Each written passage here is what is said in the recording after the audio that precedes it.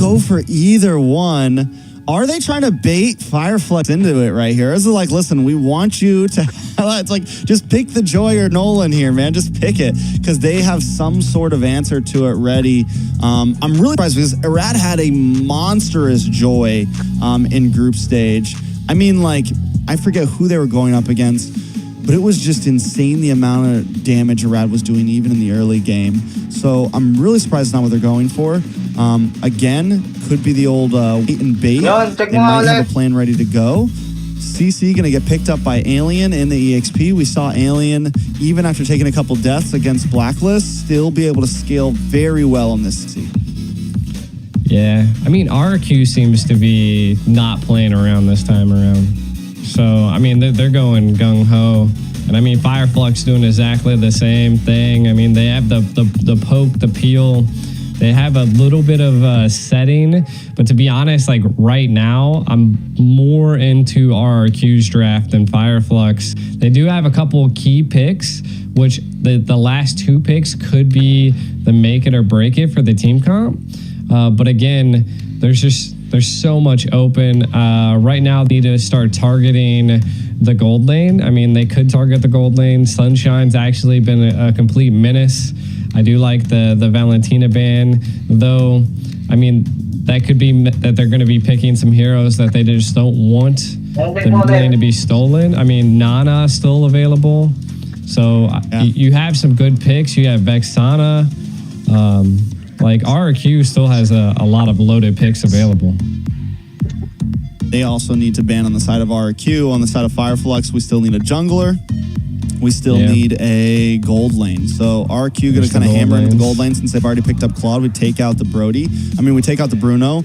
Maybe we take out the Ixia, something like that. Maybe we, I mean, the, what else? The Clint's become kind of popular. I think it's been more of just, RQ picking it up a little bit in the past, or AP BREN has actually picked it up as well. That's another gold lane pick that is kind of sky rocketed in. There goes the Vexana ban.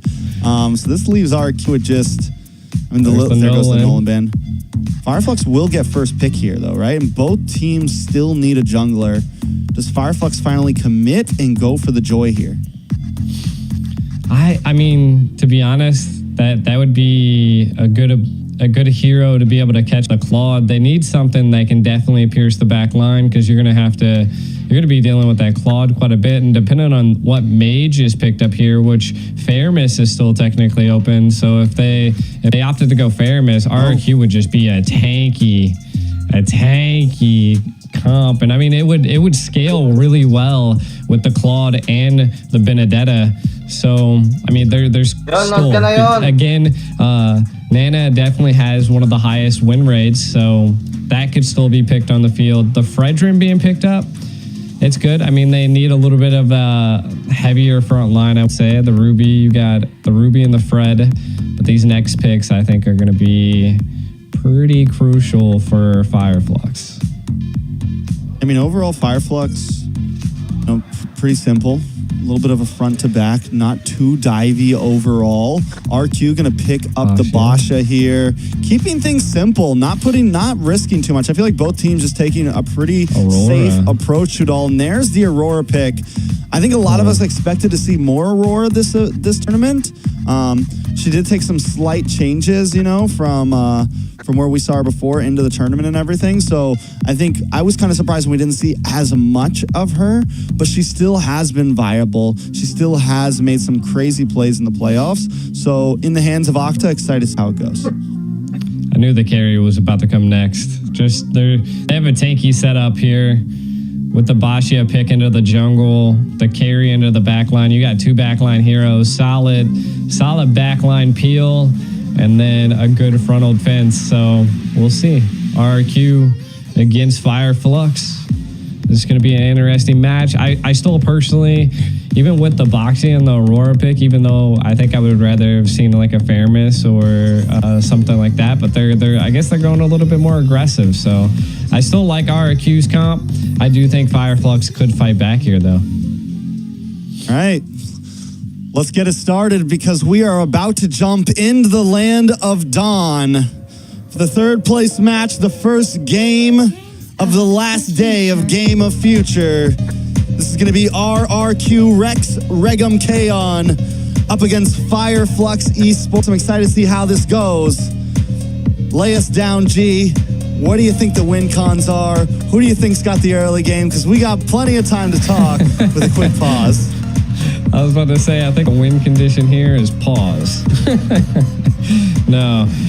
So, I mean, kind of diving into their comps here, right? Like, we have the Basha versus a Fredrin. Again, the Fredrin and the Ruby are more on that healing, the sustain heroes. They're looking to stay alive and just control as much as possible. And I feel like that's where the Basha scales it, right? Being able to roam fast, being able to have that built-in anti-heal really early, I think would be key, especially dealing with a Ruby.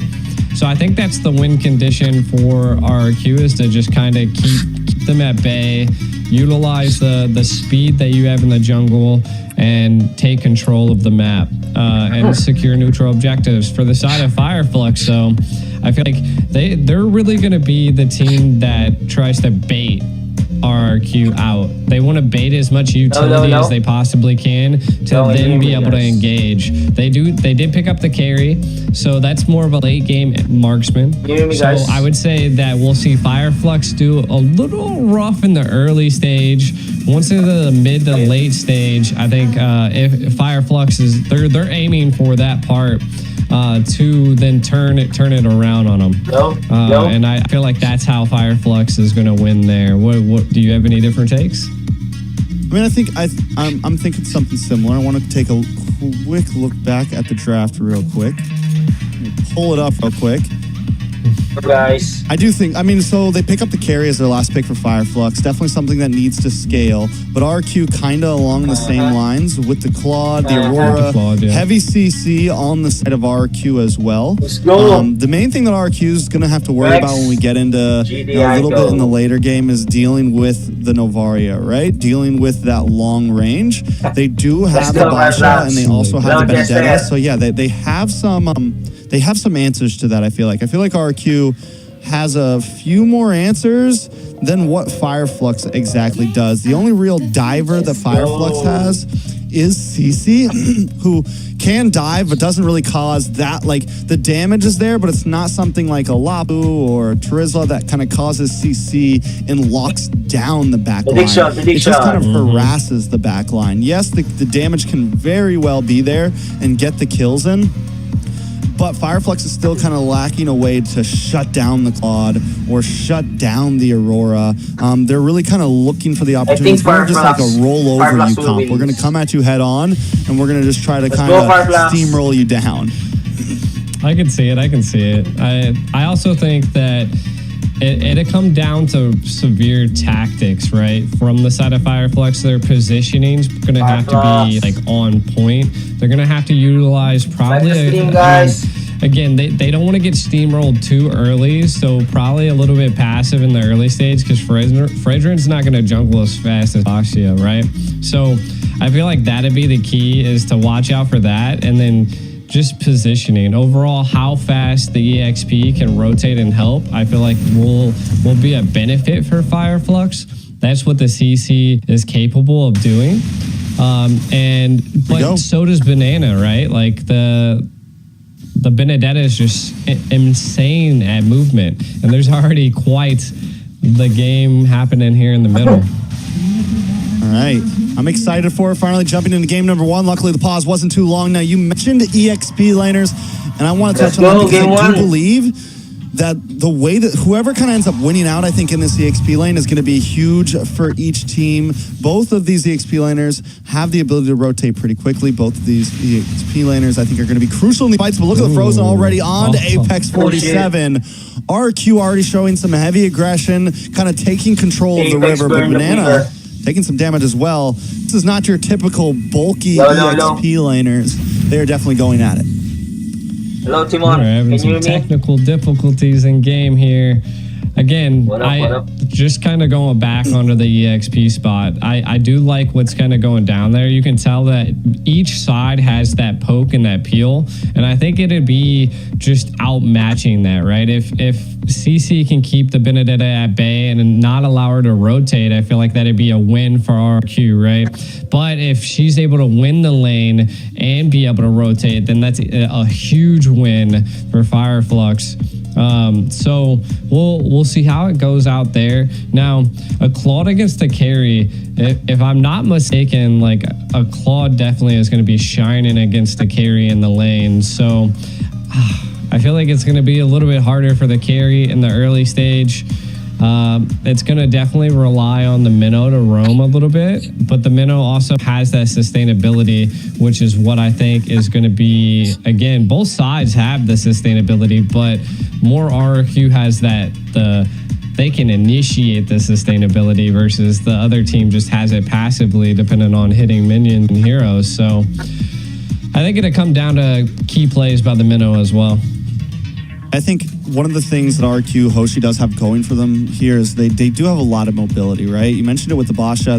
He's gonna be able to move around, clears camps quick. You also have the Claude, who's known for being able to jump around, BMI in and out of the fight, make quick moves, gets a speed boost with passive and everything. And they also have the Benedetta. So it's just a fast-moving, aggressive composition.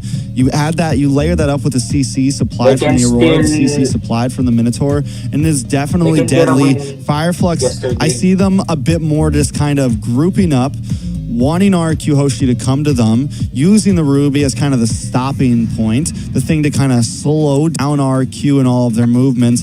And if they can pull that off, I think if Fireflux can kind of stick in the game here, they do have some very good scaling here. They're just going to need to be careful of those big CC plays, of those big plays coming from the Minotaur and the Aurora, because if they are too grouped up and they get hit by something like that, it is going to be bad when it's paired up with something like the Blazing Duet.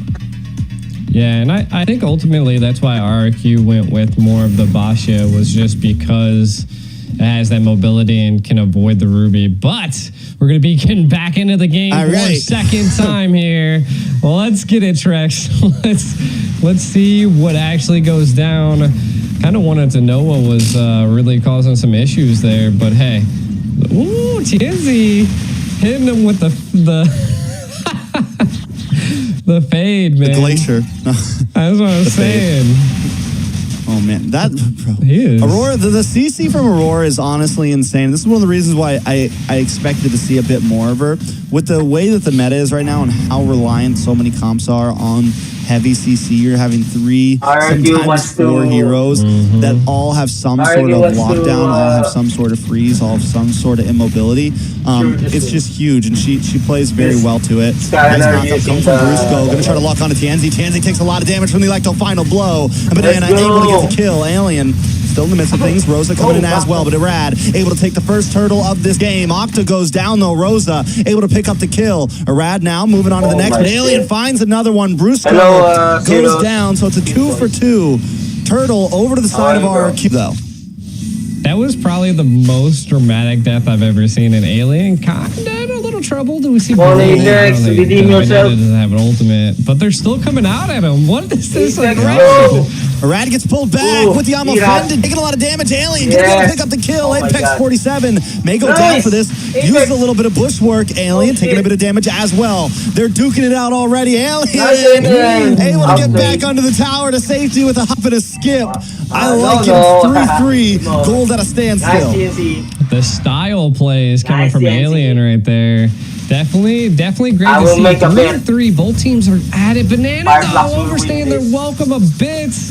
Able to get out of there with the ultimate though. Again, this is huge. I mean, for both sides of the team, they're not letting up. This is something we see occasionally. That both teams just want aggression early on. And again, this is what you were saying earlier. This is, I feel like, going to stop the steamroll from both sides. Is you just got to keep them at bay. But TNZ want to fight. I mean, they're definitely going at it. We're 3-3 right now, about 4 minutes in.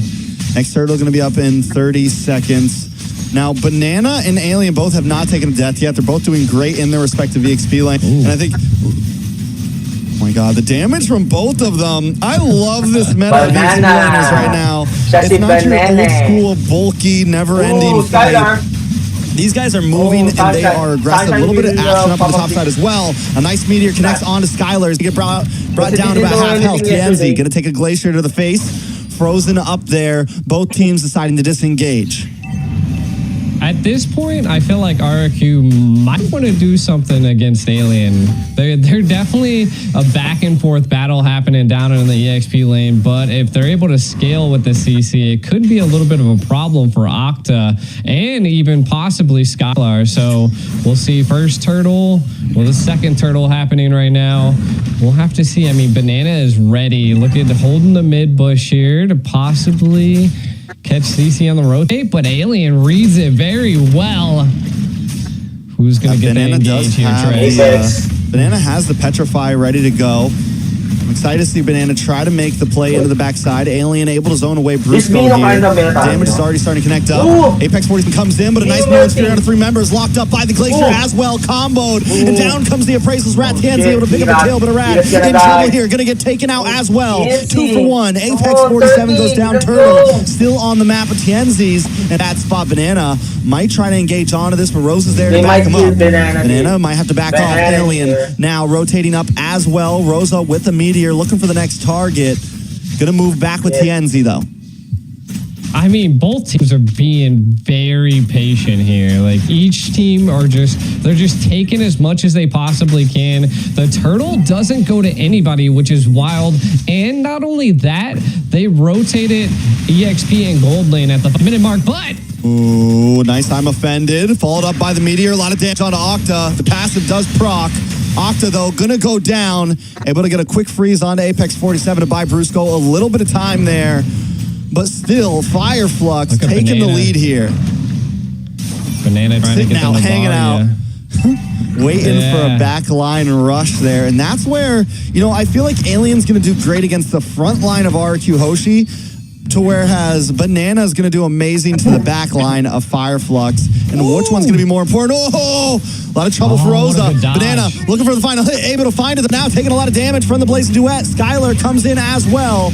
Up at the Turtle, though, Alien able to take out Brusco. Turtle did go to the side of Fire Flux. Rat finds Tienzi, though, but now Rat in a little bit of trouble. Alien on the chase. Should be able to catch up, but no, getting burned and slowed. Arad able to get away. Banana 402 just absolutely decimating Fire Flux's backline. I think paired with Skylar there, they knew that they could rely on their team to just kind of take it at the Turtle, right? And then they did it, right? And kind of taking a look at some of the items. The biggest thing that we are seeing is Skylar has that Demon Hunter sword picked up, right? So that's going to be a devastating pick for the side of Fire Flux, just because they are a bit tanky. Apex might not be able to play as aggressive as they were. This is getting into the early mid game, and I think we're going to see some crazy plays coming up soon. I mean, it's 7-7. Gold is still at pretty much an even. It is starting to tip a bit more into the hands of Fire Flux to about 2,000. It's kind of bouncing between 1 and 2,000. But still, that is nothing huge. Fire Flux does take the first tower of the game on the top side. RRQ Hoshi, they are going to have a decent spike, and you're right about Banana. Still 4-0-2, and I'm excited to see how it's going to move forward as more he's able to kind of participate in these big skirmishes. Fire Flux already grouping up. Here comes the concealed play. Looking for a target here. They do have the vision onto Skylar here. Apex 47 trying to find one, but Skylar able to get away. That was a good zone by Brusco there. Again, right now, Fire Flux really has to protect their back line, right? Because Rosa's been caught twice already by Banana, which is huge for the side of RRQ. So I think they have to maybe play a little bit more together, which I think at this point they're getting there, right? Being the first Lord, I feel like this fight's going to be about a 50-50, but again, it could be anybody's game as Fire Flux has the damage. Like, look at Navaria, even though it's 1-2, Rosa still look at Banana. Look at Banana. Banana hiding in the top bush, looking for the back line flank again. Finally does show face. I don't know if Alien was able to see him there. I think so. Gonna check those bushes, make sure it's safe for the rest of the team. But Banana's not leaving that lane, and Fireflux is going to have to be careful about it. Brusco, though, going to get him offended in. Tip down from Alien will go down. Alien able to pick up the kill, but the Lord falls, and Rad is able to take it. A beautiful steal. Banana trying to get out of town quick with the Electro final blow as the rest of Fireflux collapses on top of Rad. Rad in between three members, going to do as much as he can. While this is happening, you're right, Skylar taking a tower in the boss side, RRQ macroing up the map. Macroing it up and taking the Lord, which is huge. Octa in a little bit of trouble. Apex on the hunt. He's catching those meteors. Rosa is just target locked onto Octa right now. I think the past 3 or 4 meteors Rosa has thrown out in team fight have landed directly onto Octa. It's Skylar. Yeah, and again, Rosa's done this before with the Navaria, so the aim is just amazing, and the prediction from Fireflux at this point. What he's doing right now. Do whatever they possibly can to keep this mid turret, which is, I think, going to be key, right? Because that's the one thing that's going to keep them apart from each other. They are winning in team fights, so they just need to secure neutral objectives. Are looking to scale at this point. They need to take as much as they possibly can. If they can get a pick here, they might be able to clean up all tier 1 towers and maybe take a couple tier 2. Still on the lead. 1K. And here's the thing, even with Fireflux losing out on some of these neutral objectives, they have still kept the gold lead for a while. They're finally falling behind by 100 gold, but still, that is not a lot. And both the XP laners are going to be a huge threat to the other team. We have 4-0-5 on Alien. We have 4-0-2 on Banana. Taking a look at the gold laners, Skylar, though, still have not taken a single death, the opposite of Sunshine, who has. That is also going to start to become a major play in this. The more Skylar can just farm up and be comfortable on his signature hero quad, it's definitely M5. They're reading it so well. Fireflux is so good at controlling and zoning the map out. Like that is what I love to see from teams. Like it's like an octagon. If you just constantly keep phasing out parts of the dawn and the river, you'll understand kind of where someone is at. And Fireflux is doing so good at reading the map and understanding where Banana's at. Because we can tell, I mean, Banana loves the patient plays to wait for the play. And I love that Fireflux is now responding to what Banana is bringing to them. Yeah, but they're going to have to start responding to the map control from RRQ Hoshi as well. Yes, Fireflux does great in kind of controlling the fight, but I feel like when it comes to overall macro, RRQ is definitely chewing up these turrets right now. Has taken everything on both off lanes, but Fireflux has done well at defending that mid lane, and as long as they do that, it will kind of keep RQ's rotations in check a bit. There's still this bottleneck that both teams have to move through if they want to get to the other side of the map. Lord gonna be up now. Fireflux take control of the pit up first. Yeah, and I feel like that's their ideal goal, right? If they're not able to win in team fights into the early right now, let Fireflux do that, right? We'll take other things. Like, you can have a couple kills. It's not going to really win the game. Sunshine, we got the eyes on the prize. In the bot side, Sunshine and Apex. Sunshine pokes face. Banana's like, no. I know you got someone else with you, man. We're not going to go for that one, but Rosa is able to get vision on the team. Arad and Tienzi once again at it. Can Arad cop the steal again? Cop the feel again on this Lord. Fireflux. All 5 members here now. Banana finally rotating up, but the Lord is low. Might be too late to the party, and the Lord goes down to Rad, able to take it. Brusco now looking for a set. The Glacier comes down, and Apex 40 falls with it. Fireflux on the run this time. RQ got what they came for. They take control of the Lord, and they take control of the map. They do, and they want to take more as well. They're still showing such great aggression. I'm so surprised that Fireflux wants to take the 50-50s on the Lord. I mean, this is the second time they've lost it, so let's see what they can do. Again, they held really well on the first Lord. Can they hold really well on the second Lord as RQ is barreling down the mid in the left lane? Arad is just vicious with these retries right now. Takes the purple away from Fireflux. Takes the Lord. His timing is impeccable right now. Apex 47 is coming out with a conceal play to get a slightly different position. The Glacier comes down. Nobody going to get stunned up from it. The Lord finally makes the crash. Fireflux loses their first inhibitor to the game. RRQ claims that they're going to move on to the main fight now. Take that tier 2 as well. They are picking Fireflux apart down to the bones. They are. They're playing them textbook at this point, and we can already see, man, Skylar with the aggression here. RRQ, right? They're doing really well. They're scaling a lot. Skylar, 11, almost 12K gold. Are they going to attempt to go for it? Damage from Skylar there. We haven't even seen Skylar get super involved yet. That's the big kicker here. He's just been farming and farming.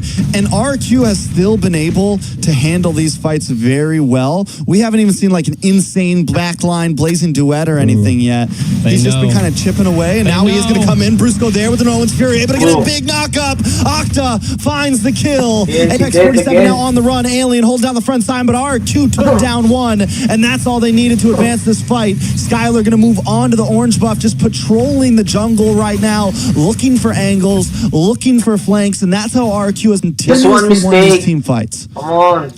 Definitely a huge play there by RRQ. The patience behind Brusco there, just to give vision, and then the combo with Skylar, they couldn't even survive. Again, it's a little risky to take, but not devastating, right? I mean, you got 30 seconds till the next Lord, so everybody will be available. I just think it's one of those things that you're able to kind of feel out how RRQ has control over the map, and you can see they're keeping them at bay. Skylar has a full set Malefic Roar, and the attack speed is definitely picked up. If they can shut down Alien on Fireflux, I think that's kind of their... If they do that, then I think it's GG's, but you never know. All right, let's see, though. Fireflux, we've seen them put their big boy pants on and crucial Lord fights.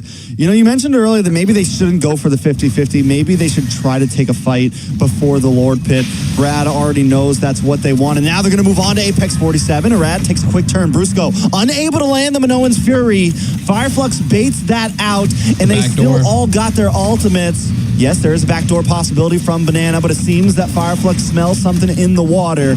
They're going to send Sunshine back to help define the lane. Alien able to take down Brusco. It's now 5v4. Does Fireflux want to commit? They have to send back Sunshine, but Tanzi finally takes down Rad. Gonna probably fall here. Goes down Alien, picking up the kill. RQ Hoshi now falling behind. And this is what I meant, Fireflux. When the time comes down to it, they know how to take the fight to their enemies. They do. And see, this is what I like, right? I said in the very beginning of the game that Fireflux really needed to bait out utility from RRQ, but Alien, the damage getting put down. Chasing him down. Sunshine, let's go. Sunshine Apex like, no. You better back up. But still, the damage, Skylar's going to be probably one of the only people that can really just like 1v1 Alien right now, which is insane because Alien is bursting down most of RQ, well, shredding down most of RQ, but the damage from Skylar right now could be getting out of control. Yeah, I feel like RRQ is going to be able to defend this Lord probably with no problem. I mean, they have a lot of their tier 3 stole. We'll see if Fireflux wants to fully engage here. And they got to watch out for the offended. Lord is able to encroach onto the base. Skylar's finally showed up. We'll be able to chip it down. Fireflux not going to overextend. And keep our eyes on Banana because he is everywhere. Disrupting waves, slowing down the pushes from Fireflux. He's doing his job very well. They are trying to find Banana. We're checking every bush. They're kicking doors. Open up, FBI. They were like, where is Banana? I'm tired of this. But again, I mean, that play by Banana forced Fireflux to then give up control of the frontal of RRQ. Now, the biggest thing I was kind of saying is that Fireflux needs to continue to bait these utilities out, but they have to be on their toes here though, because we've constantly seen Banana almost attempt a backdoor. Though the Lord is on the right-hand side this time around, we are seeing that the backdoor potential is a little bit harder, but that could be a possibility for RRQ at this point. Fireflux, just keep baiting out utilities. Do not take a 50-50 Lord unless you really have control over that map. I mean, with the Lord being on the bot side here and the long lane being in advantage of Fireflux, it does kind of help them, right? RQ is going to have to be a bit more stressed about getting up to that top lane and clean those waves. Luckily, they do have Banana, who's been extremely mobile, extremely proactive, but it's definitely something we got to keep our eyes on. As long as Fireflux kind of lets that lane stay pushed on RQ side, it's going to be very helpful for them when it comes down to these Lord fights. Exactly. I feel like it's key that RRQ has such great ability, but I do also think they need to execute it, especially, you know, maybe try to reset the Lord a couple times or try to get it out of Fireflux's hands. And I think that's where they're struggling at this point, is that they're all about the split push, and they really haven't had a full engage at a Lord. And maybe if they had a full engage at the Lord, RRQ could be on the winning side here. But Fireflux kind of has them pressed back against the wall. Fireflux, you know, in past international events, Wolf coined the meta for Fireflux. He calls it the Turkish delight. You know, you got the Ube strat coming from Blacklist, and we have the Turkish delight from Fireflux. And I always like to kind of call, like, it's very layered. The way that they take these fights is very layered sometimes. They're very good at meshing everybody's ultimates together. Now Alien going to come in onto a rat. Oh, Apex this time going to blow his ult a little bit too early, but still the damage. Oh, into the backline, the Petrify. Banana able to find Rosa. Sunshine goes down as well. Brusco is the only one falling on the side of RQ, and now RQ is collapsing. Claude goes for the split push, and that was all without him. Skylar now going to get involved into this fight. He still has the Blazing Duet, but doesn't even need to use it. Apex 47 is going nowhere. RRQ Hoshi decimate Fireflux in that fight. They've still got TNZ and Alien. RRQ say, no, we don't want no Lord. We're going to go for the game here. We're going to go for the finish. They're going to collapse down in the bot side. Skylar able to use the Blazing Duet, clear up all of these minions, and look at the damage onto Alien. Alien still trying to survive, but Skylar repositions. The Glacier comes down. Alien not getting away from that one. TNZ is going to be next on the chopping block. The Electro final blow to final blow him out. And now Fireflux will go down. RQ Hoshi taking game number one. Game number one. What a play. That was insane. From the, oh my God, my throat. From RRQ, they definitely destroyed it there. And that was kind of the backdoor. It was an attempt at a backdoor that really forced them out of their comfort zone from controlling the Lord. So a really great play by RRQ. Really great play. I mean, and that was just Banana. You're really giving coin to his name, you know? We call him, like, Banana, a.k.a. Banana Split. This guy is consistently splitting the map, consistently splitting up the team, consistently making work, and is always on the back line, always on the opposite side. Even in all of these fights, you never know where he's coming from. Yeah, and I feel like RRQ really needed that response against Rosa. Once they took down Rosa, the team comp kind of fell apart. They didn't have that poke. They didn't have that peel. They also lost vision at that point, and I think that's what Rosa was really giving to Fireflux. And you can kind of just see just bananas just everywhere. The Benedetta in the hands of Banana just makes you slip up and makes you lose focus on what's going down, and then RRQ just able to take advantage of that slip up.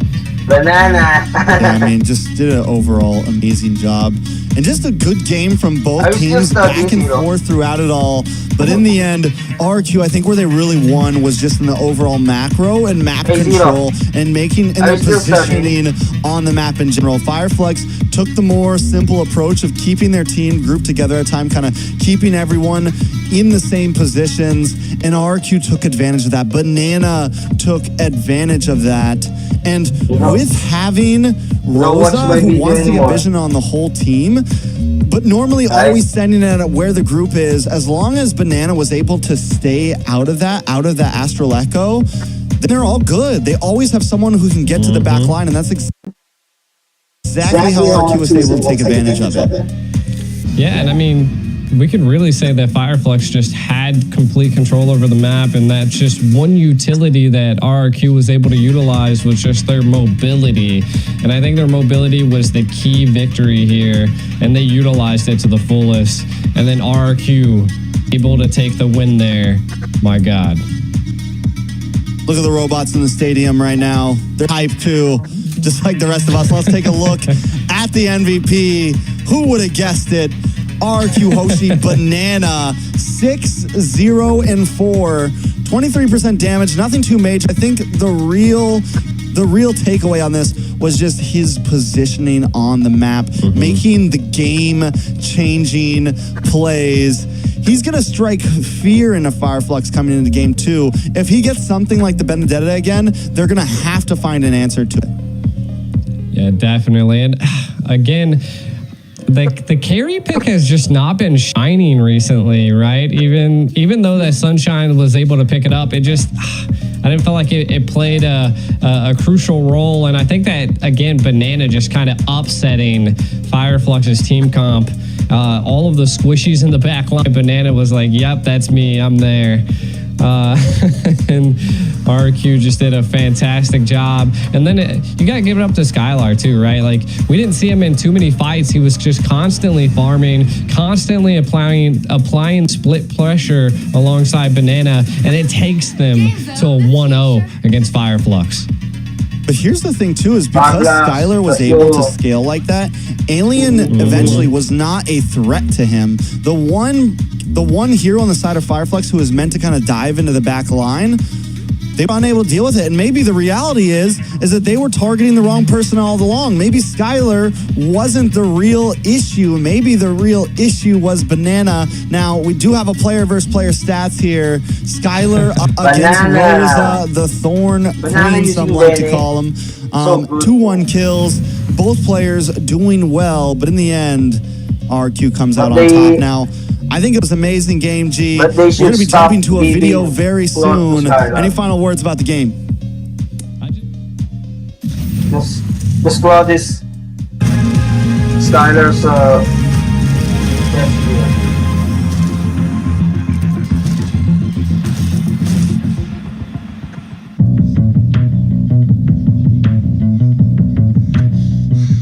Вы, наверное, хотите спросить: Аймурат, куда ты едешь, куда ты так стремишься? Все очень просто. Сегодня 1/2 финала. И давайте выясним, кто же сегодня станет сильнейшим. Hi guys, we will just mute this, okay?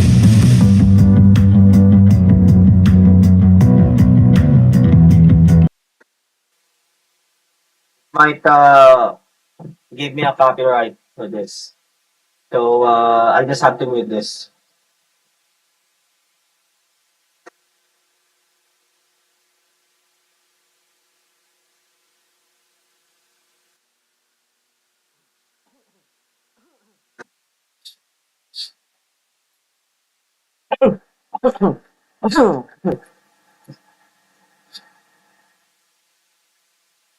Asosyo. Ito BREN.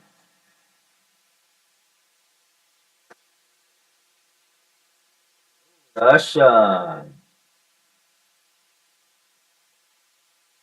Or it's easy, no? One shot. That one shot is good.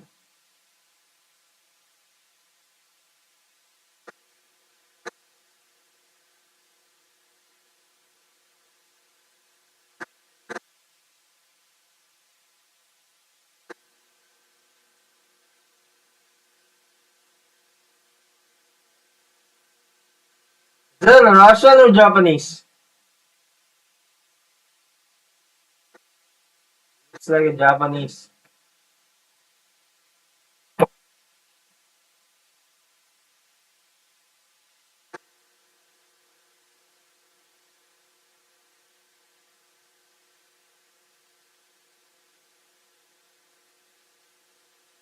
Looks like a Japanese.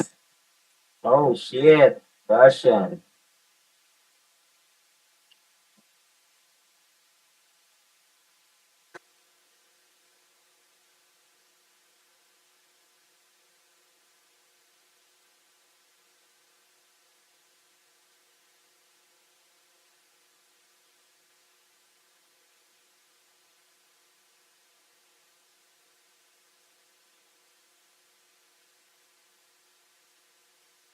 This is the best of 5. The fuck, Kyrie has pimples.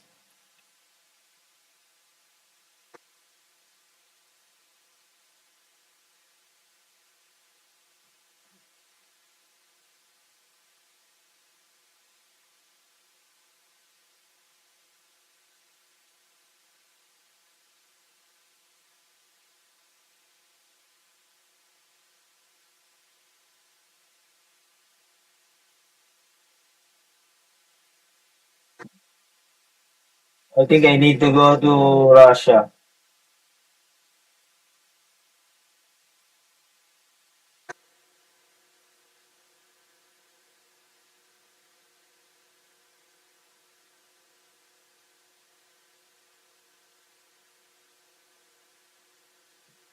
Alright, they're back. RRQ They're takes a back. big win, 1-0, and because it's just a best of 3, it's a match point already. Fireflux has to turn things around here. Yeah, now my main question that I have is, since RRQ's up 1, are they going to keep this serious aspect that they've done in this very first game? And I mean, this is against Fireflux. We've seen that Fireflux was actually doing a little bit of opposite of what I suspected them to do, and they were controlling that early game, right? They were, what you were kind of saying, trying to steamroll This is the best of RRQ, keep them essentially pushed back against the wall, but RRQ being able to read the situation a little bit better with that mobility that they had on the team. I want to know, like, are we going to see some spicy picks here? Like, are we going to see the formidable Layla? Well, that would be RQ. I don't know if we're going to see that. Maybe just as a final snub, they're like, hey, yo, let's... And it's funny because before this whole thing started, you know, I was talking to some other casters, you know, globally, some Indonesian people, and they were talking about, you know, one of the things a lot of people see on Skylar is that his Claude is amazing. His Claude is one of the things he's known for, but sometimes the rest of his hero pool can lack. So a lot of us were wondering, you know, what is he going to bring out? Does he have something new up his sleeve? And I think the last thing we all expected was a Layla pick. But hey, they made it work once. Weren't able to make it work the second time, you know. So he's on match point with Layla right now. You know, he's 1-1. Maybe he does pull it out just to tip the odds in his favor. I mean, RQ Hoshi's feeling pretty comfortable right now. I think they could throw Skylar on whatever, but honestly, the real people that Fireflux has to watch out for are going to be most likely Banana again, and then also Irad.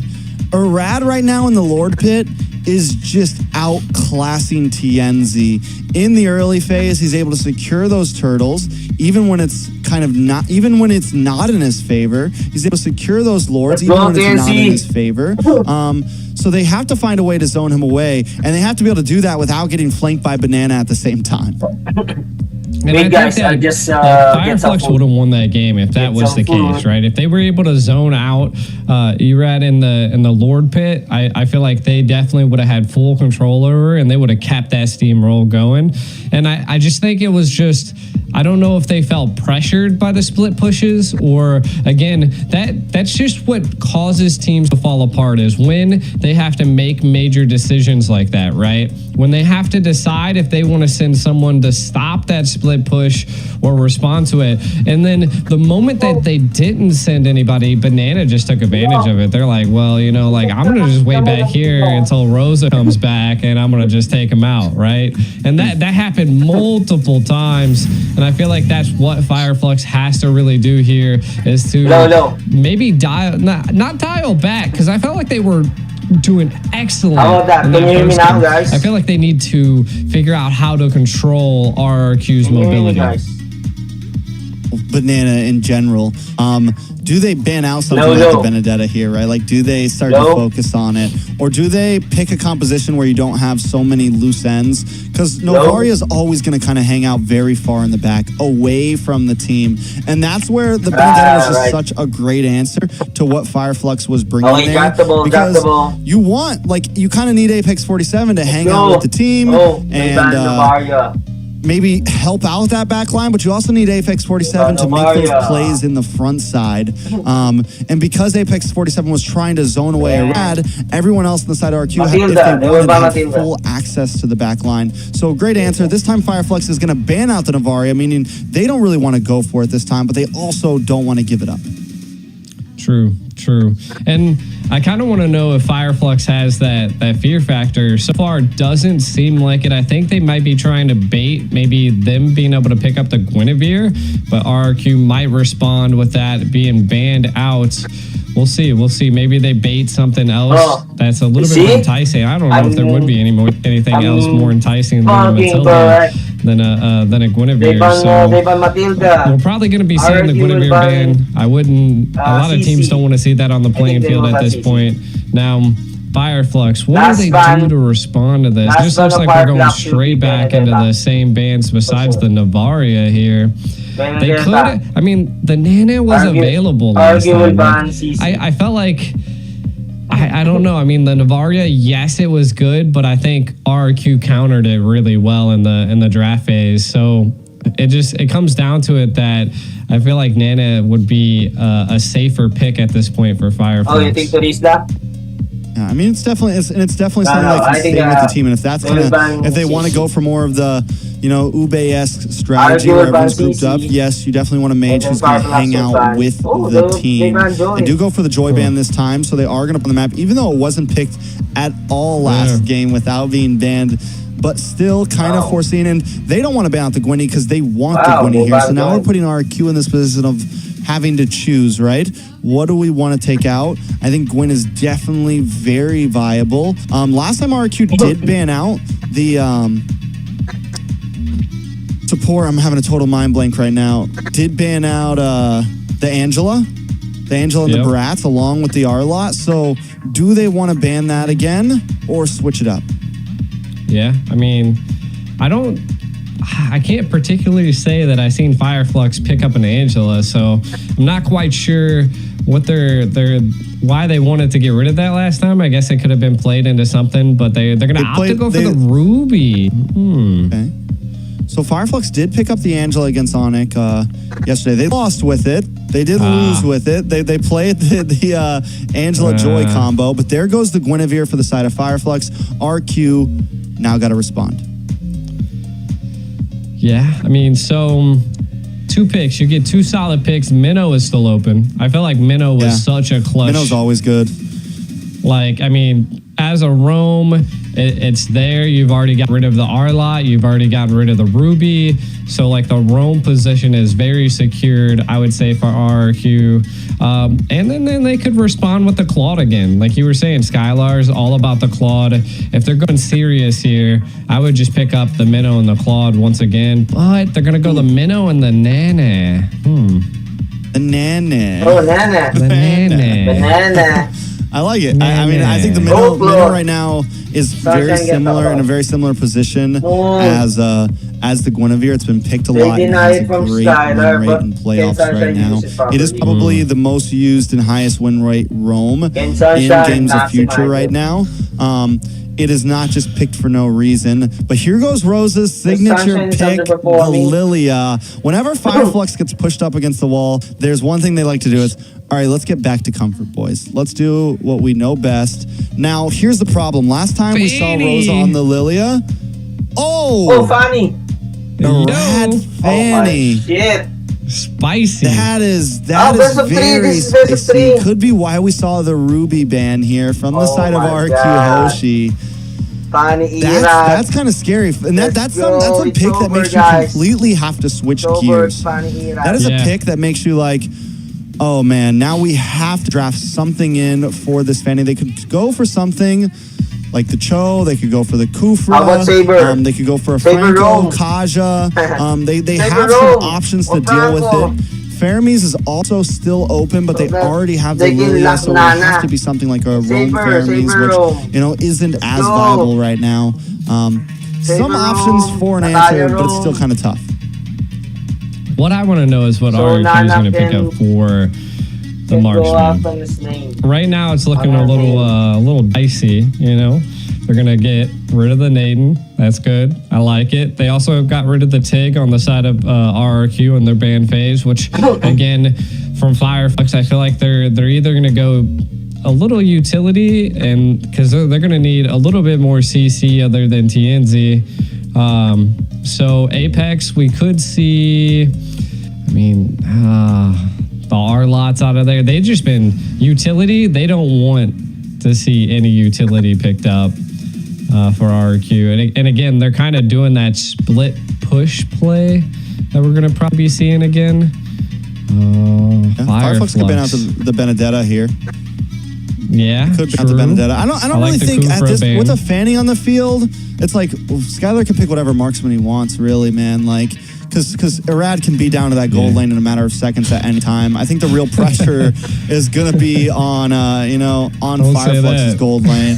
So we'll see. They do ban out the Harith though, so they do kind of keep it a little bit simple. They ban Nathan. I'm still wondering what's the answer to this Fanny. I think they gotta like go for see something like the Kaja. I feel it. It's in my bones. It's in your bones. That's what you want. It's in my bones. You just want to cast the Layla game. That's all that is. That's all that is. Give me the Layla. Manifestation is the key, man. Fireflux though, they still have, again, they could still go EXP. I think CC is still available. They did really well with the CC last time, but I also believe what you said. They could still pick up the Benedetta. I mean, it was clutch. It worked out. Okay. RRQ, we can officially say they're being serious right now. Yeah, they're not unless they go EXP lane Layla, right? No. Yo, King Enzo. You left me speechless, I'll tell you that. absent. It could happen. It could be, it could be freaking EXP fan. Who knows? No. I do feel like they might want something. They have tons of damage. They could go for something a bit bulkier here for their EXP laner. They don't have to go for something too quick moving. They have plenty of movement on the map. Fireflux, though, is going to pick up the Hilda.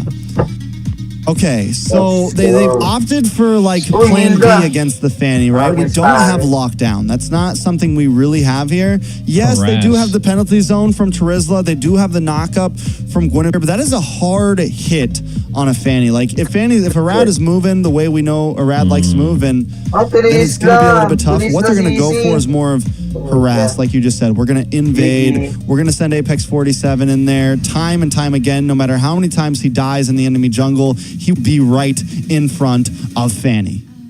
Yeah, and I feel like that right now is what they want to opt to go for, right? Harass as much as possible on the side of Fireflux. RRQ, they have to really respond to that. So we're probably going to be seeing the Minnow definitely rotate around the Fanny, because I feel like right now, the Bruno and the Fanny are kind of the ones that are in trouble at this point, especially with a Hilda on the playing field and a Terizla. So we'll see.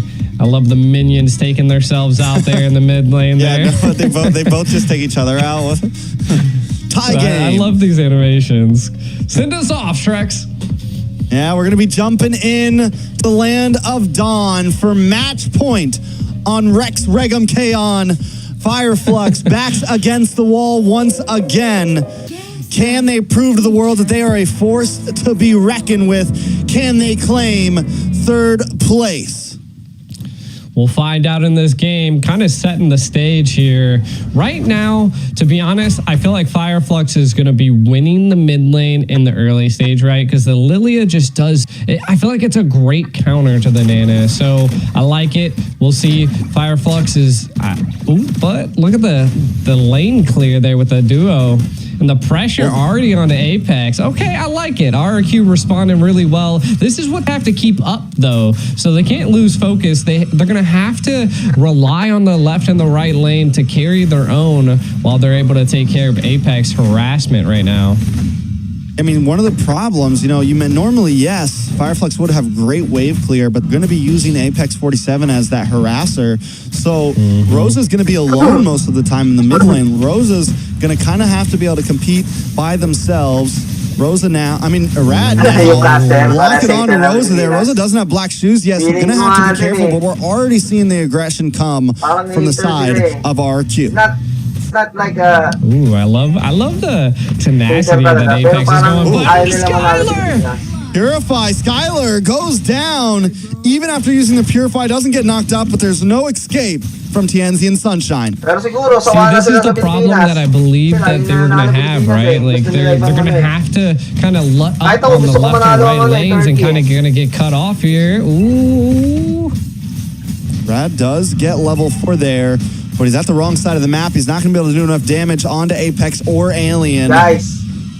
Fireflux doing a good job. We got to wait for the power spike to happen, though. RRQ at some point will pop off. They have the damage from Nana. They have the damage from Arad that eventually is going to come in. Skylar taking that death dealt this early on in the game could be huge for Fireflux. Yeah, I mean, Bruno definitely not wanting to die first. You can already see that they want to invade this blue buff. Penalty zone possibly could be coming out. Banana low as well. I love the zonage on this turtle. Like, there's no way Rad's going to be able to get in there. And look at the pressure by Apex. Ooh, big knockup does come from Tienzi. Able to get the Violent Requiem. Passive does proc for Octa. Octa able to get away. Arad flying through, but Alien still looking for the kill. The damage from level 4 Rosa right now is just insane. Able to zone away Alien during the turn. Banana in trouble. Banana trying to fight back. Apex 47 might go down, but here comes the Alien. Banana able to jump away. Still no kill on the map for RRQ. Just the micro plays there alone was so impressive. So again, Banana not one to give up, wants to keep that lane clear. And again, right now, Fireflux controlling a decent bit of the map.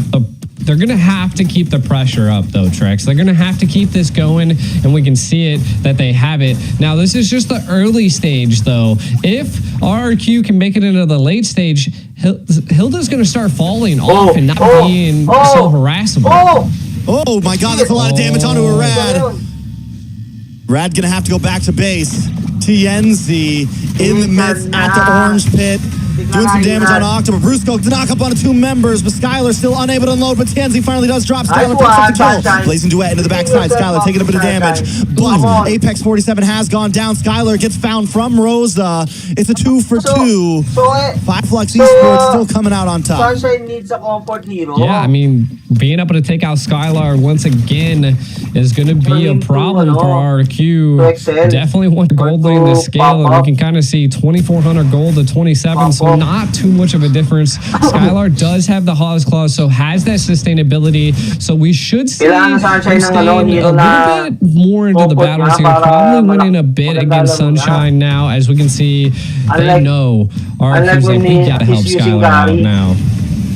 Yeah, they gotta send someone up there. 2 deaths on a Bruno.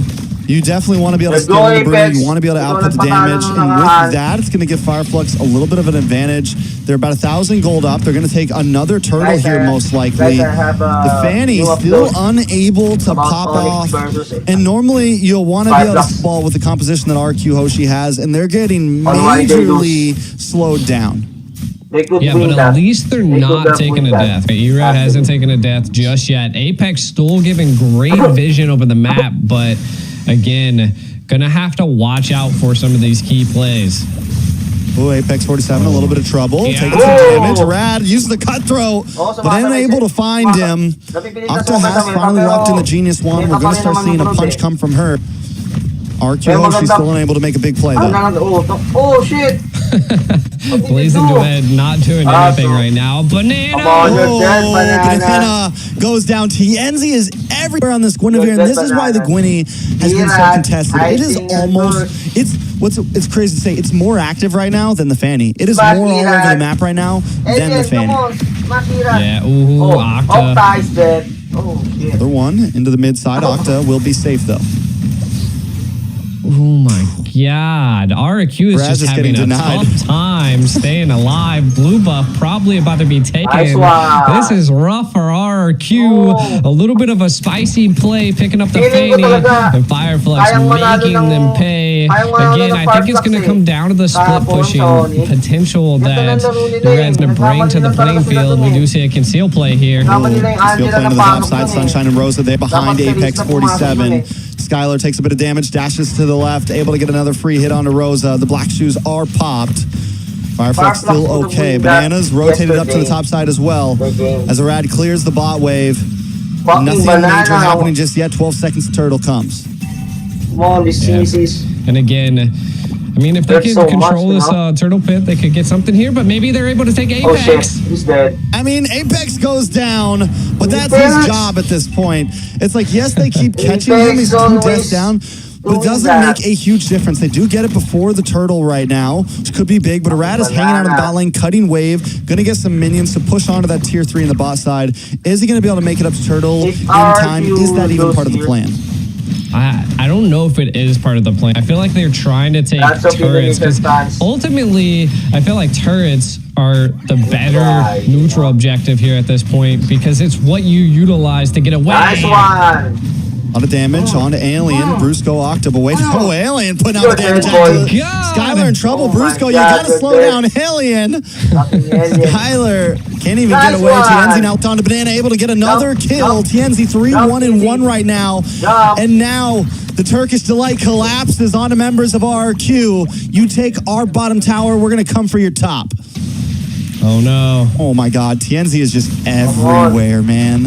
This guy is on Apex, stop fire. Apex dying. 40 has been going to delay the rest of the team, but that's okay. We're going to take your purple buff, and now Rosa's going to collapse with Apex 47. Sunshine there with a blazing duet. Nice Doing a lot one, of Sunshine. damage. The Minoan's Fury Come on. unable to target anybody. Sunshine might be a little bit of trouble. Nice Tienzi one. every time with the knockup, followed up by the violent No Requiem. one died there, RRQ but can't it's seem a to good escape setup. this man.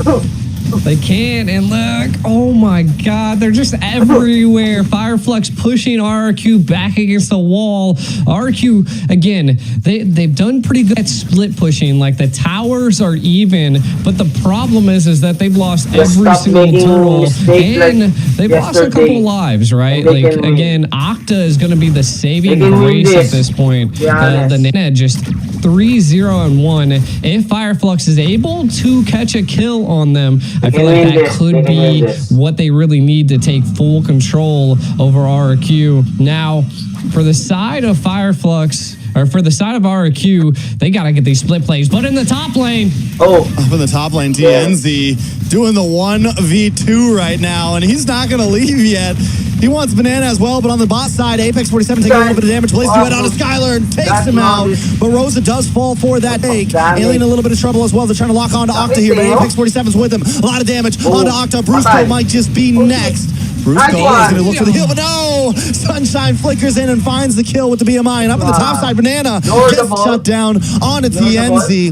Fireflux maybe finally biting off a bit more get than the they can blue, get the chew. blue. Time is yeah, coming. and not only the shutdown, the TPs on the body was also happening. So Banana, a little spicy here, kid. Come on, they get the Oh, blue. man. Red they should sees have no forced purple Get buff, the man. blue. Red sees Yeah. no purple buff for this game.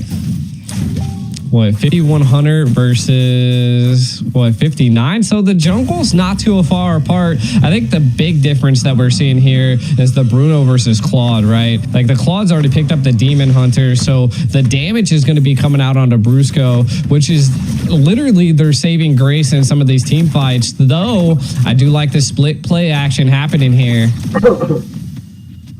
Yeah, I mean, Lord, Ooh, look at Apex. getting shipped down.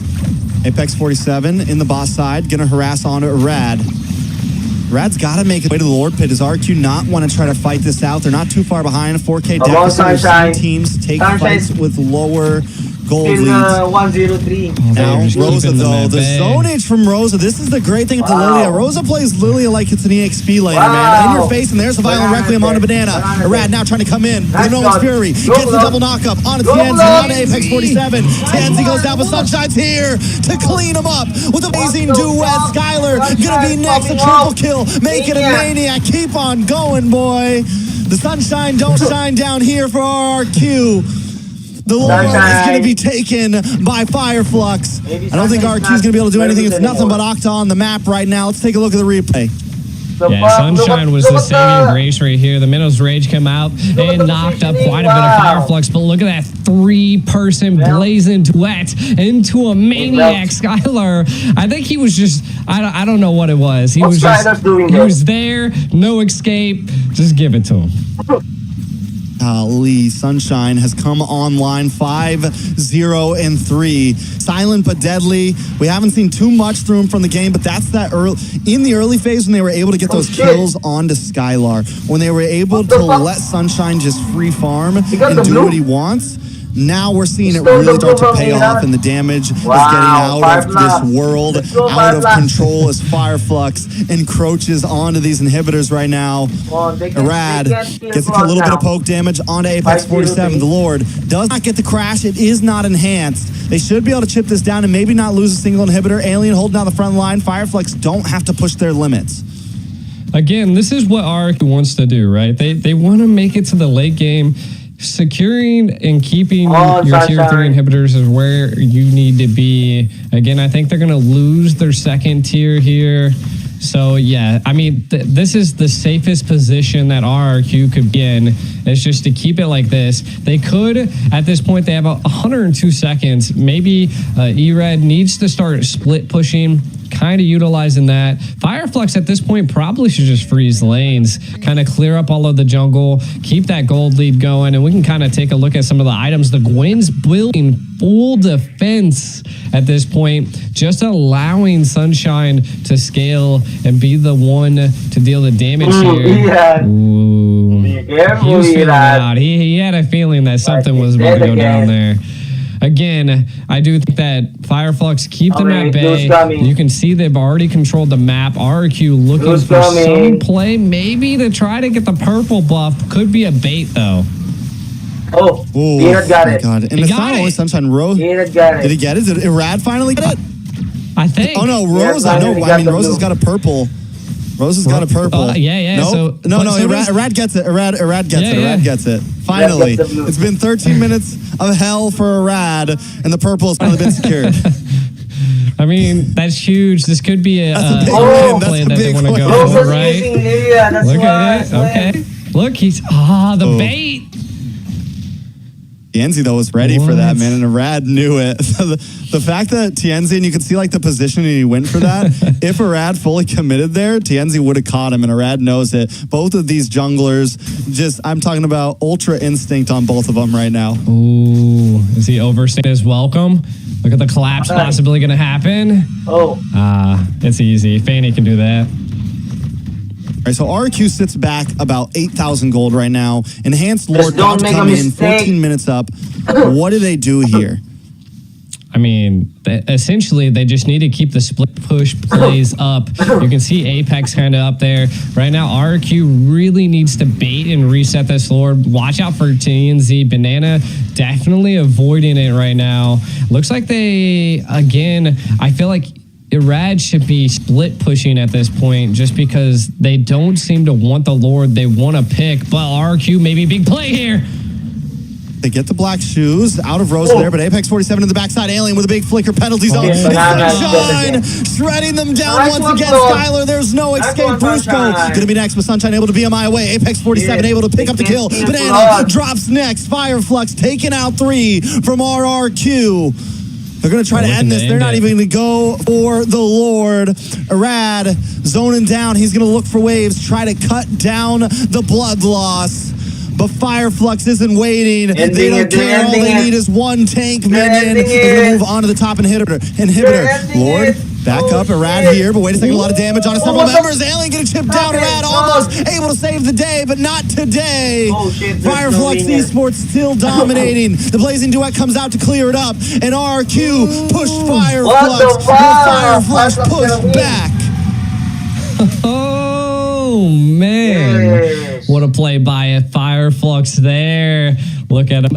To be honest, I think they got the crowd buff. I could during that whole match, I heard cheers galore every time Fireflux was pushing. So it kind of seems like there might be a ton of Fireflux fans out in the crowd. But again, huge plays. The harassment by Fireflux was the key winning factor for Fireflux, and you can kind of see while we dive into some of these highlights that they just had 4 full control and harassment over the map of RRQ. They just kept them at bay. TNZ just everywhere. Not too many responses that RRQ could utilize here. Again, a spicy Fanny play. But again, Fireflux reading the situations, creating the moments that they needed to take down RRQ into game 2. And we can kind of see that Skylar, the damage, just look at it. A blazing duet into the back line of RRQ is not what you want, even in the front line. Sunshine just shining in Fireflux. Yeah, you could really see the trend. And one of the things that Fireflux did so great in this game is in the beginning, TNZ was kind of the big damage dealer. He was the huge threat. And then right around that last fight and this fight here, we'll see the transition happening of Sunshine becoming the monster. Sunshine becoming the threat right after 10 minutes, getting that Maniac. And from there, RRQ Hoshi knew that there was a much bigger problem than just TNZ, a much bigger problem than just Rosa. Sunshine was the natural born killer here, and he was the downfall of RRQ in game number 2. Definitely. And again, I mean, we did see Octa try to be the saving grace for RRQ, but the Lilia, Rosa, picking it up is just too much for RRQ. And of course, we can see the MVP here. Sunshine, 606, 24% damage dealt. The absolute menace in the game that also secured a Maniac. Just a monster. I mean, definitely very well played from him, knowing exactly when to hit his moment in stride. But you also have to give it up to the rest of his teammates as well, kind of hovering around that top side, making sure they got that early kill onto Skylar, giving Skylar just a very rough game, ending off with 2, 5, and 3, never even being able to finish out his items. And that just goes with the pressure that Fireflux caused, using Apex 47 on this Hilda, once Rosa was able to move around a bit more after the laning phase, and then TNZ as well. As long as that mid concoction there was able to disrupt the rotation of RQ Hoshi, it was a guarantee that Sunshine was going to eventually pop off. Yeah, and I mean, we've seen that. That's how Claude scales so fast. And I mean, 13,000 gold on his team. Pretty much all the turret damage pushes and almost one of the highest team fight participations on Fireflux. So again, just the mobility that Sunshine had in that game, I think is ultimately attributed to their overall aggression and just harassment. And I feel like they executed this game really well against RRQ. And now it is a 1-to-1 match point. All right, the final day of Games of Future is not disappointing. Taking a quick look at the kills, Fireflux finished it off with 17-9, a 10,000 gold lead. Only lost 1 tower in that game. Let's take another quick matchup here. Skylar up against Rosa. Just a great player in the previous game, but this time Rosa showing that I am still a dominant player in the land of Dawn. 100%. And then again, I think it was just the overall comp that Fireflux brought, right? Like it's wild because they had such a tactical play against the Fanny. Being a spicy pick, like we don't normally get to see assassins. We're normally seeing, of course, I mean, Guinevere is kind of that assassin route as well. But being able to secure the Gwen and being able to secure the Claude, I think were like huge drafting win factors. And then not only that, just the last phase pick on the Hilda was just like the turning point, the wild factor, because you've seen RRQ banned the Kufra, so they were anticipating that they wanted the Kufra pick, but in the back pocket, the Turkish delight, the Hilda. I mean, there's a reason why the Guinevere is just doing so well right now, right? Because in early game, even if you start building tanky, you still have very decent damage in the laning phase in the first 5 minutes, 6 minutes or so. And you have insane movement. You have the surprise factor. I mean, Tienzi there was out-rotating a Fanny, essentially. And yes, Fanny did have Apex 47 in his face the whole time, but still, it just goes to show that I don't think that Guinevere is going to slip through the cracks again. Most likely, RQ will have first pick, so Fireflux will most likely be the ones banning it out, but there is a reason why it's so contested. It's just such a decent pick right now, from early game aggression, mid game control, and then even neutral objectives, helping secure Turtle, helping secure Lord. You can almost, if you can guarantee the knock-up on the enemy jungler, it makes it so much, I mean, you pretty much guarantee yourself a free retribution. Yeah. I think a spicy play from RRQ could, I mean, they had something planned, right? They essentially wanted to utilize the Fanny to kind of, again, have that mobility for them. But I think what ultimately, like, they already picked up the Lilia, or no, they actually went Nana, the Nana on the second pick. So they didn't anticipate the Lilia. So again, I think they should have picked up the Claude, right? Like I'm not quite sure why they allowed the Gwen and the Claude to slip through the cracks. Because I feel like, again, the Bruno could have been the answer to it, but I think ultimately it just came down to execution of that Fireflux brought, right? They had to harass the Fanny, left the left and right lanes alone, and then they were able to just collapse on them while Apex harassed, and it was just an overall tough situation for RRQ to deal with.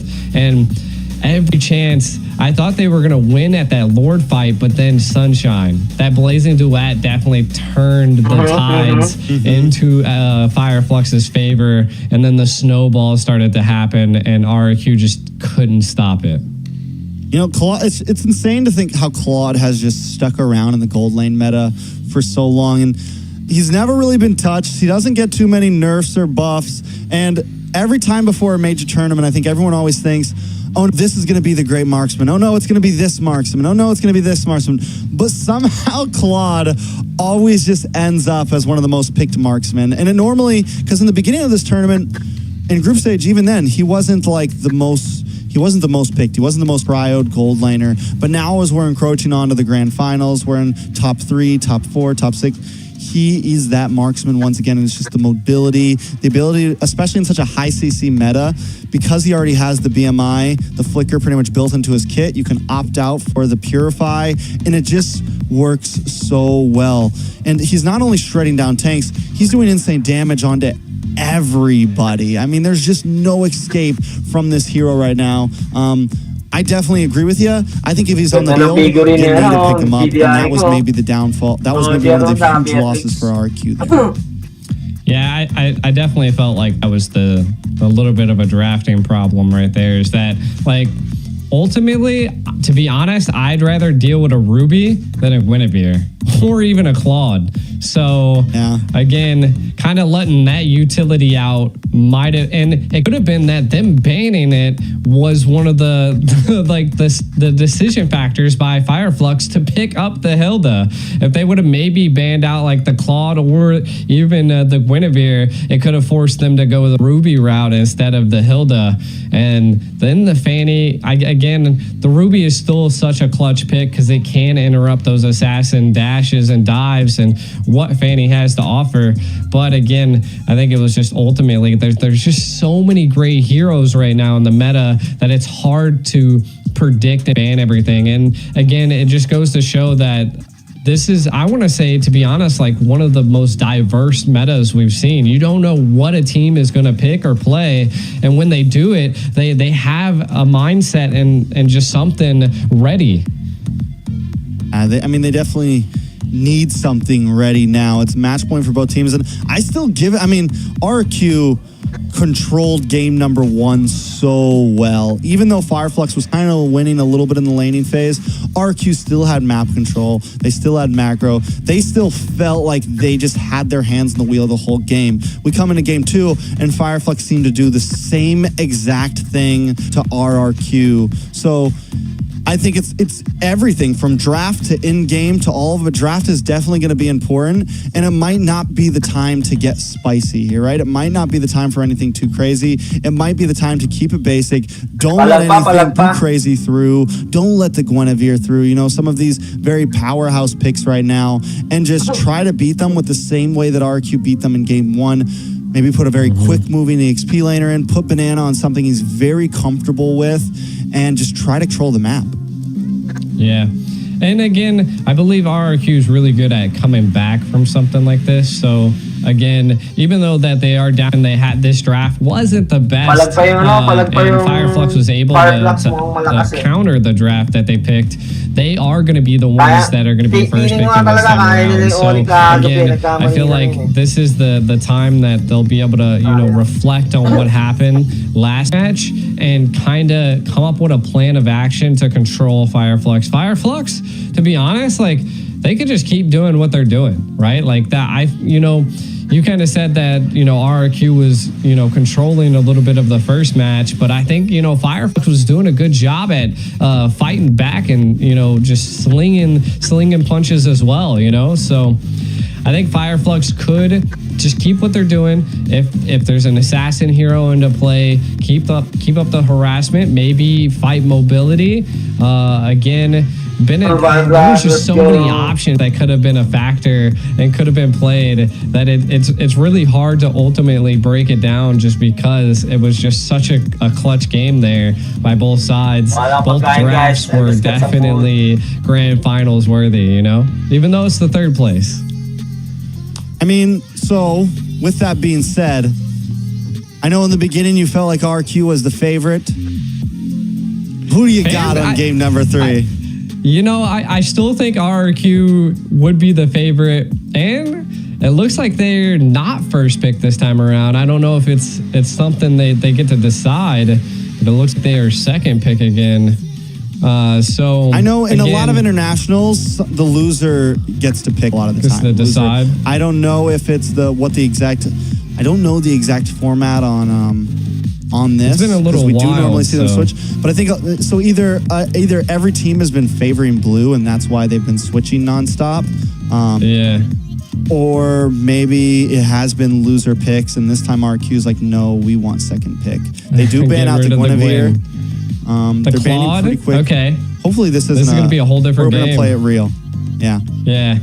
This is going to be a whole different game this time around. I mean, the Matilda is still available. They still have the Arlot, the Ruby. So, again, one of those are probably going to be sneaking through the go here. So, we might see maybe they bait the Matilda out for Fireflux, force them into that first pick, so then they could utilize something a little bit different on the RRQ comp, or they could vice versa. You never know. I mean, they could be banning out the Lilia instead. I mean, they definitely didn't like that on the field, and it was such a great counter to the Nana. But Fireflux going for the Joy ban. We've been seeing the Joy ban quite a bit. We didn't see it in the first match, but definitely the second and now the third. And this is match point.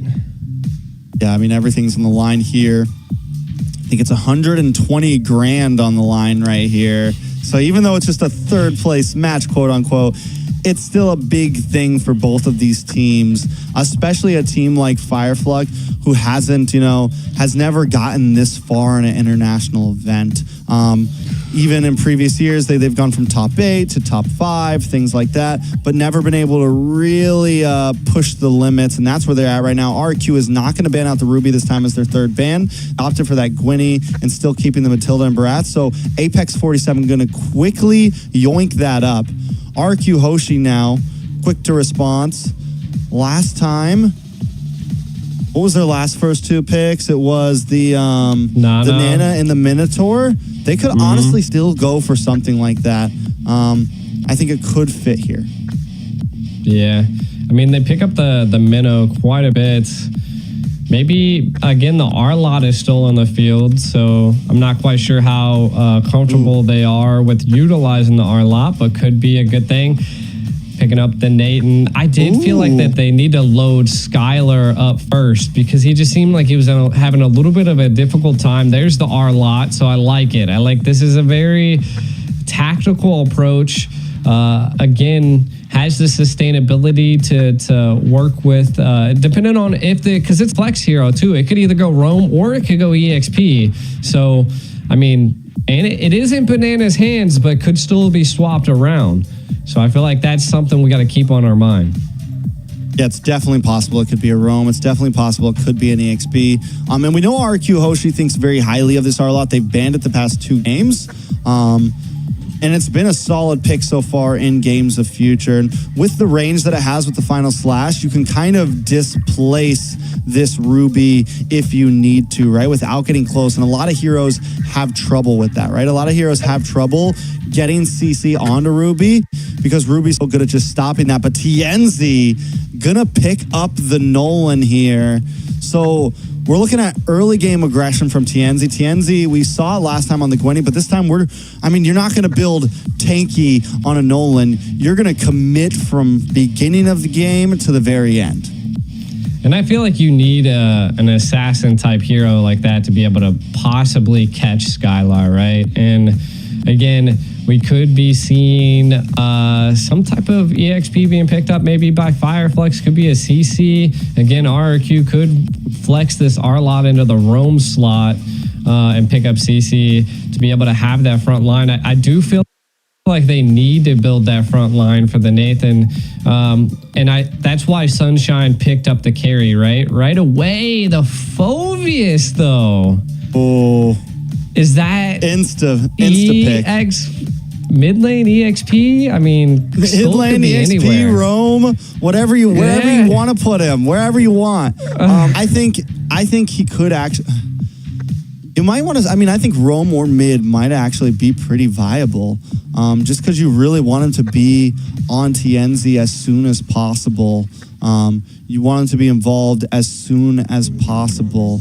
The only problem is if you put him in mid and you put him up against Rosa with something that's going to have insane wave clear, could be dangerous. EXP lane might be the best slot for him. But either way, I mean, they have... So R-Lot Roam, but either way, I mean, they have... So R-Lot Roam, Phoveus, EXP, either one. Get real crazy, R-Lot Roam, Phoveus mid. Just oh, God.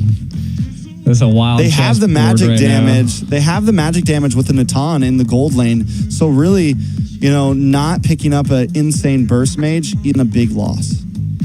Yeah, I mean, they could either, again, go Aurora or they could go Vexana. So could Fireflux, though.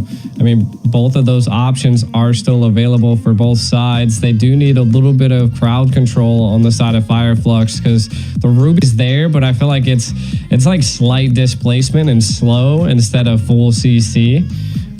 Though the I'm Offended can definitely be utilized to catch maybe some of the team of RRQ, but again, they're going to be sustainable. RRQ is looking to sustain in fights, and I feel like that's what they need, and they were lacking in some of these other team fights that Fireflux was coming with.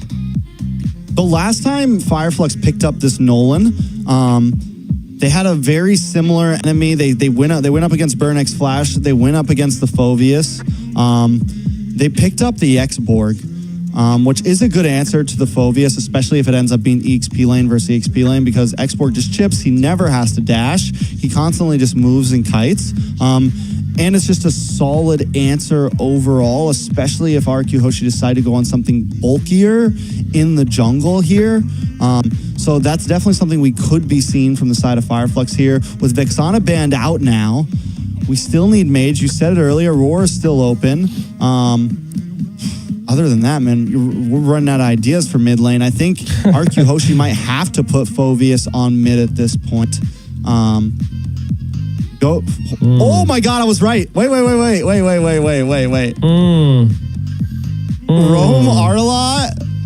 R-Lot. Mid Phoveus. Mid Phoveus, or maybe it's going to be jungle Phoveus. Could. I mean, that's could be wild. jungle Phove or jungle Natan. I have no clue. It could be This jungle is anything. spicy. They're all over the place right now. You got 3 fighters and the ton on the field right now. I'm back, guys. Jungle Phobius Sorry. could happen. I just think it's kind of slow. Mine lang ako, mine. I just ate. Spicy. Fireflux needs 2 picks now. I think Xborg might be the Oh, way to go RRQ. here. Xborg, yeah. I mean, Of course, Xborg could be a Benedetto good Jungle. EXP here. I mean, they could even rock the Terizla again.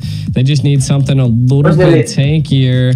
Again, Rosa picking up the Aurora. I mean, that's CC that they needed, right? Like, paired that with the Ruby, and then Hindi na iniisip they yan. go. Benedetto Jungle So yan. great flex. Or- I like that. You were saying this on Benedetto previous home. games.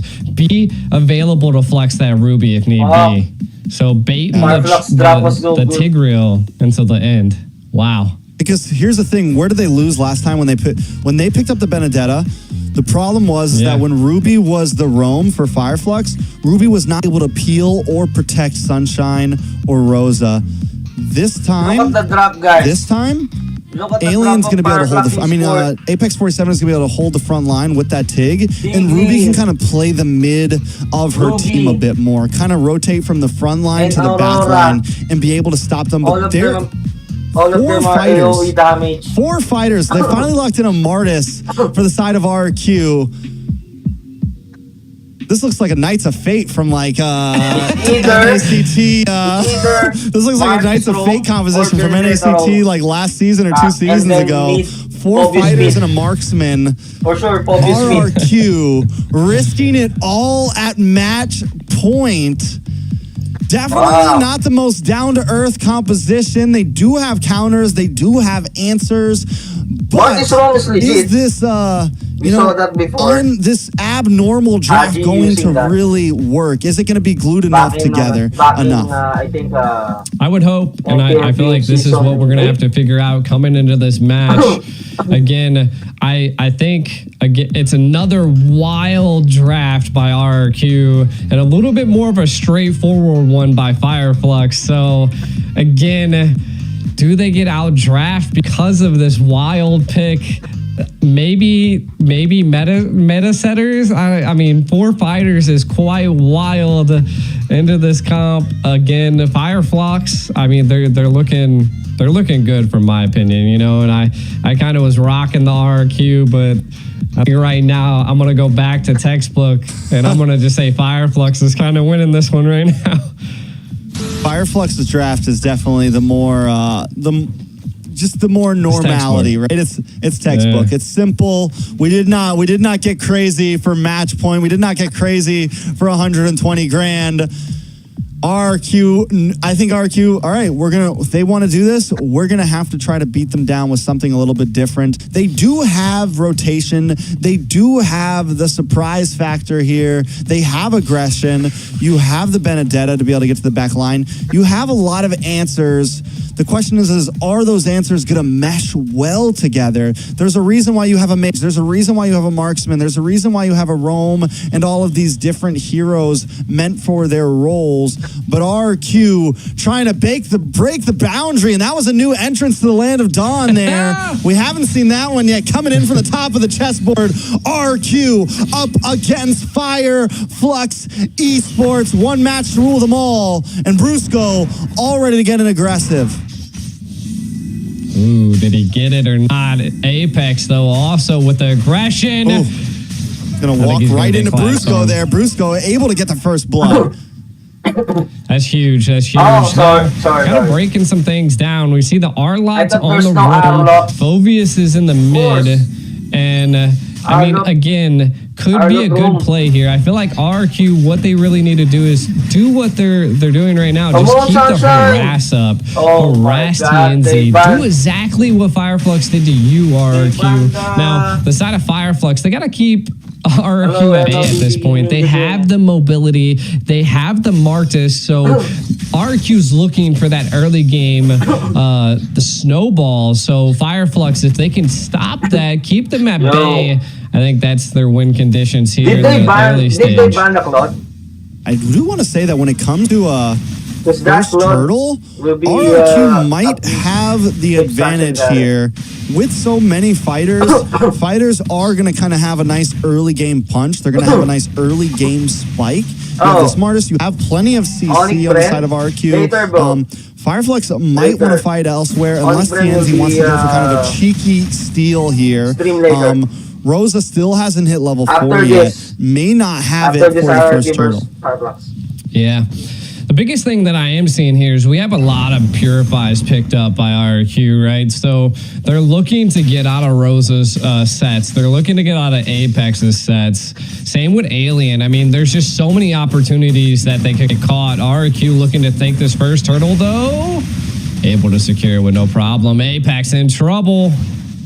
TNZ doesn't even go for it. Knows that it's nope. We're not even going to try that. They got 4 big boys sitting around the turtle right now. Yeah, and I think it's a smart play. I think Fireflux needs to focus on the off lanes right now. Ooh. Wait a second. Apex 47 get in trouble once again, and Skylar flickers in, picks up the kill there. Right back to base. How did he do that? The man is a mad Cole. Ends up in gold lane in a matter of seconds, but comes in just quick enough to find that kill. Shit. Rosa's reaction speed is just too much. Flickering out of that, being able to dodge 2 of RRQ 600 is gold huge. Again, I think they do need to put some pressure onto Rosa. I like the lane clear. TNZ able to steal the lethal wander there. That's huge. Again, we need to see the scaling by Erad. So next turtle might be falling into there. Skylar, I think he's doing pretty well in his lane, right? He's already 1-0-0. He's got a little bit of an advantage on Sunshine, but again, that goes to show that the carry is that late game hero in the marksman lane. So we're looking at early stage snowballing by RRQ and a little bit of a late game for Fireflux. Fireflux is I feel like that's what they're going to be aiming for. Yeah, Fireflux needs to find some momentum. I think if Skylar is able to just farm freely here, then Atana is going to be a problem. This is like funneling at its best. It's an old school fighter off lane. You know, they're just going to pocket around Skylar here. You're going to have 4 fighters sitting around Skylar as he sits in the middle of this team, just causing mayhem, and Fireflux is going to have trouble finding a way to break through. Apex 47, able to land the implosion and get the knockdown on Red and Brusco. Rosa looking for the Glacier, able to get the freeze on Brusco, and TNZ picks up the kill, but now Apex in trouble. Target locked from Octa with the Demonic Force, able to find Apex 47 there. Another turtle should go over the side of RRQ, but Alien doesn't want to let it happen. TNZ also making his way in with the dash, looking for the damage. A nice stun, and TNZ able to find it. Now TNZ on to the next target. RQ forced to back off. This is the aggression that we needed to see from Fireflux, right? Like, you were looking for it, and they wanted still more. Erad able to just get away, but TNZ takes the purple. That's what I like to see from Fireflux. Like you said, finally answering back and evening the gold. All I can say is that Fireflux, they always seem to somehow gain control over the jungle and keep them at bay. Kind of looking at some items, we see penetration being picked up by Rosa, so going to be dealing a decent bit of damage here. We also do see TNZ picking up the Blade of Hep there, and that is the early game pressure, but look at this. The pushback from Apex 47. Brusco in trouble, gonna get taken out. Sunshine picking up the kill. Now matching Skylar 1-0-1. Fireflux finding momentum at 5 minutes. Everyone's got their first items locked in, and that's when they knew they could strike. I'm so surprised that they didn't attempt to engage in that, but hey, again, just take it slow is what it seems like RRQ's plan, even though I feel like they need to maybe engage a little bit more and take some riskier plays here. They do have a Martis on their hands, so we'll see. It might be all up to Skylar at this point. Ooh, you can tell Apex is searching right now. He's hunting for that implosion. He's protecting Sunshine here. He knows what RRQ is trying to do. Sunshine playing it safe as well. I think Fireflux knows this. As long as we don't fall really behind here, we're kind of winning. Because eventually this 4-man fighter comp could fall off. Rosa in a little bit of trouble though. Erad gonna be able to pick up the kill there. One more. No! Rosa gets away. Apex saves the day. Octa gonna move on to him, and even if he goes down, but no, Erad still Steal finds back, it. Iran. 2 kills, a double Oh, you're for dead. Rad. TNZ should be able to get him as well. Coming back, you're but now dead. TNZ in trouble. Brusco and Banana on the hunt, but TNZ gets back to base safely. Speedy Light Wheel comes down from Sunshine. Banana gonna be able to walk out of the jungle safely, but RQ Hoshi crack the mid-tier 3. They cracked that and the bottom tier, so they took two turrets and were able to secure 2 kills there. They did lose 1 on their side, so I think that's a win on their part. Taking out that mid turret, and look, they're already engaging onto the blue buff onto TNZ, while also the turtle is here. My guess is that looks like Skylar was able to take that blue buff. So again, neutral objective securing on RRQ side is just insane right now. Ooh, Rad able to get the turtle. There it is. Brusco, though, dashes in. The One rest ult, of one RQ ult. trying to enclose onto him. One ult and Alien double. in trouble as well, dashing away the Nonic Force, keeps on finding him. Another shot. Octa looking for one more. RQ Hoshi, though, decides to back off, not going to overcommit. They got the turtle, putting on more pressure, and able to secure it. I thought Sunshine was maybe going to have a little bit of a... Just one set from the green. And this will be over. TNZ finally catches him lacking in the bot lane. Brusco gonna try to come in. TNZ might be lacking himself here. Octa wants to lock on. TNZ scared to use a dash. Octa doesn't have the demonic force, though. TNZ knows it now. He knows he's going to be able to get away safely. Alien here to help out. Rosa coming in to the top side. Let's go back now. Sunshine finds Banana. Oh, Brusco shit. going to get frozen. Alien Alien causing some mayhem. But here comes a Rad. It's a slugfest, boys and girls. And they're ready to fight, put on a show for us. Alien taking a little bit of damage. Octa with the demonic force. Apex waiting. Sidestep. Step. Looking for a possible strike here. But Alien going to go down. Apex 47 doesn't have the implosion to fight there. I mean, this is just blows by blows from both sides at this point. Right now, Fireflux definitely fighting back, taking picks where they can. If RQ really needs to focus on Sunshine at this point, like the scaling on the carry is going to be dangerous paired with Apex. Apex has just come in clutch.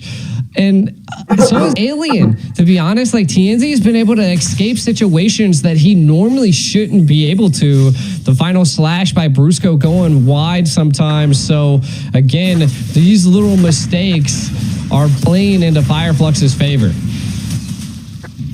Most definitely. I mean, Fireflux, yeah, and as long as RQ is not extremely ahead of them, I still feel like Fireflux has the better late game here. They have answers to RQ just like RQ's answers to them. And the thing about RQ's composition here is with all of these fighters, with the way that Skylar kind of wants to play, RQ Hoshi is going to be forced to kind of group up here and there. And that's going to give advantage to Apex 47. It's going to oh my God! Oh. TNZ! Time after time, he's pulling a banana right now, hanging out on the backside. It's okay if he goes down, but he wants to sidestep. He goes down to the decimation. Rad able to pick up the kill with no retribution. That could be bad for Fireflux, though. Lord is still on the map. The rest of Fireflux gonna have to pick up the pieces Oh my that TNZ shit. left for them. Sunshine able to my get some God. huge freeze and outplays. Gets the play. Oh. 3 members down to the side of RQ Hoshi. losing, guys. Rad now going up against Alien, but he's not gonna be able to get away. Rosa comes in and takes him out. The ball.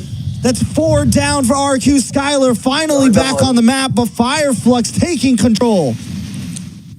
Fireflux is looking just like AP BREN at this point. Every time the first Lord's coming up, they're just gaining so much ground.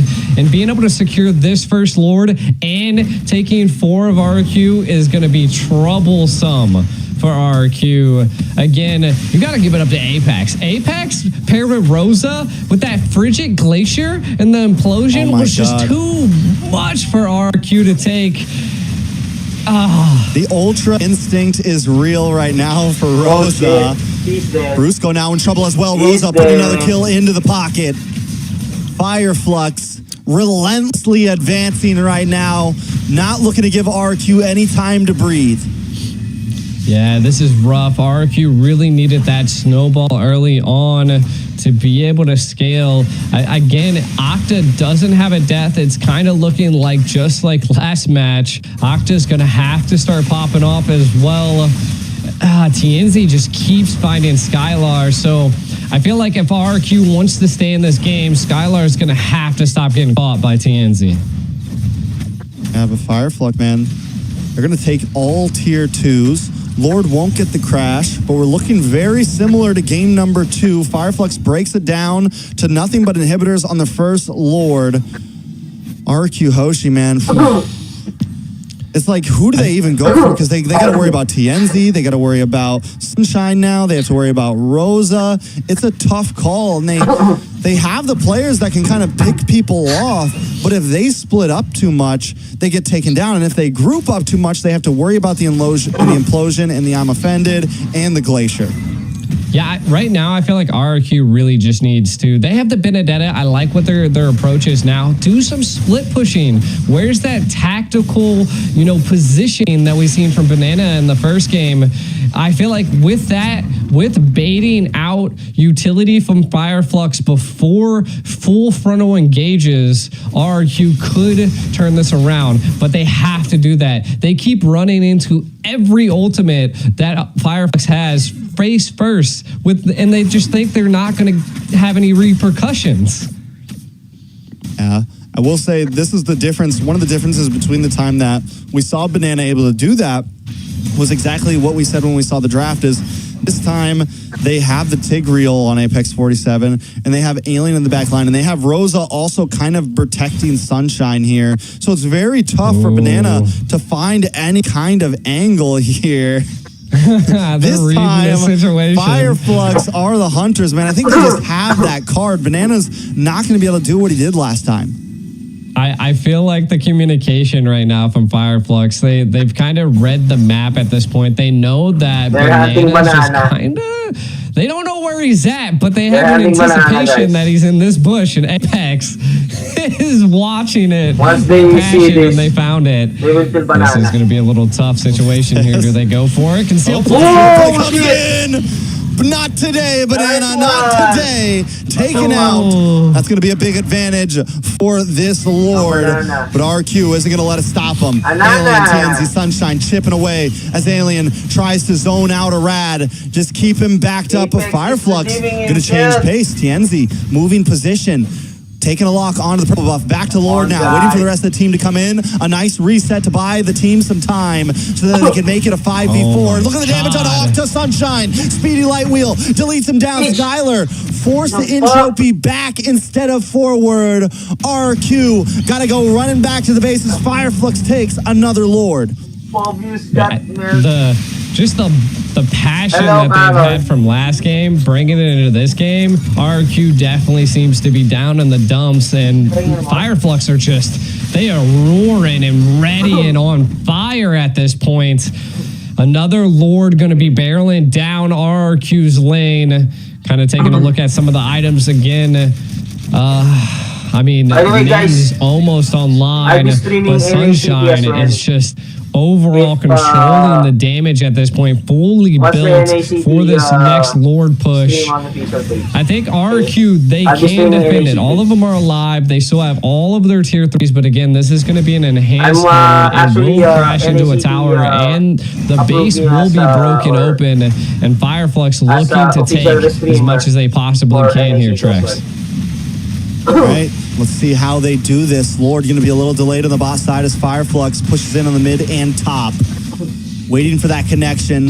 Fireflux going to chip things away. RQ Hoshi position themselves behind the bottom inhibitor. They're going to try to chip down the Lord. Lord's taking a step backward, forced to go after that minion. A slight mistake. Not able to get the full push in. Skylar able to melt it down. Fireflux have broken one. Look for Alien coming on the backstop for the I'm offended. Rad goes down. The Glacier falls on to 2. Fireflux looking for more damage. Rosa does fall though as Fireflux continues to look for more members. Brusco gonna be the next one. Skylar keeping a nice range and doing good chip damage, keeping Fireflux out of the base. It's a 2-for-1 plus an inhibitor over to the side of Fireflux. Fireflux once again coming out on top. A lot of immortalities were baited out of Fireflux, so RQ possibly looking for some type of advantage. I like it. I mean, they're attempting to maybe make a play on the left lane. Again, mean, they're having a tough time here. If they're able to shut down Sunshine and maybe keep TNZ at bay, that could be their win conditions, but you can already see he's feeling out the zone. RRQ pushed back against the wall. Will they become the predator or will they become the prey? Definitely the question on all of our minds. With the 8,000 gold lead, it's going to be very, very tough for RRQ to withstand this. They had a composition that kind of needed to snowball, that in my eyes would eventually fall off. I felt like RRQ might have had the early One set, game. guys. One And set then from eventually there would be TNZ. this tipping scale And by RRQ not having a huge bursting mage, by not Career is having, over. you know, a bursty jungle or even actually a utility jungle. Because the thing about Artis is it's utility and it has this great early game snowball effect, but it is not super viable at 20, 21, 22 minutes go. in. And that's the territory we're getting to right now. And Fireflux has already reached the point that they need to. Sunshine! Oh, conceal play though. Rad Octa not able to find Careful. anything. Sunshine able to sidestep and get away. All RQ is able to do is Already reset the burned Lord of double team. TNZ. Gets the I'm offended onto Brusco there. RQ still holding the distance. They are bulky enough to take some shots to the face. Kaya nga eh. Does look like they're going to send Banana back to the bottom lane, clear the wave. RQ not giving up just yet. I think they know this is their If- chance. if Rad if has to RQ pull a rabbit out of a hat here.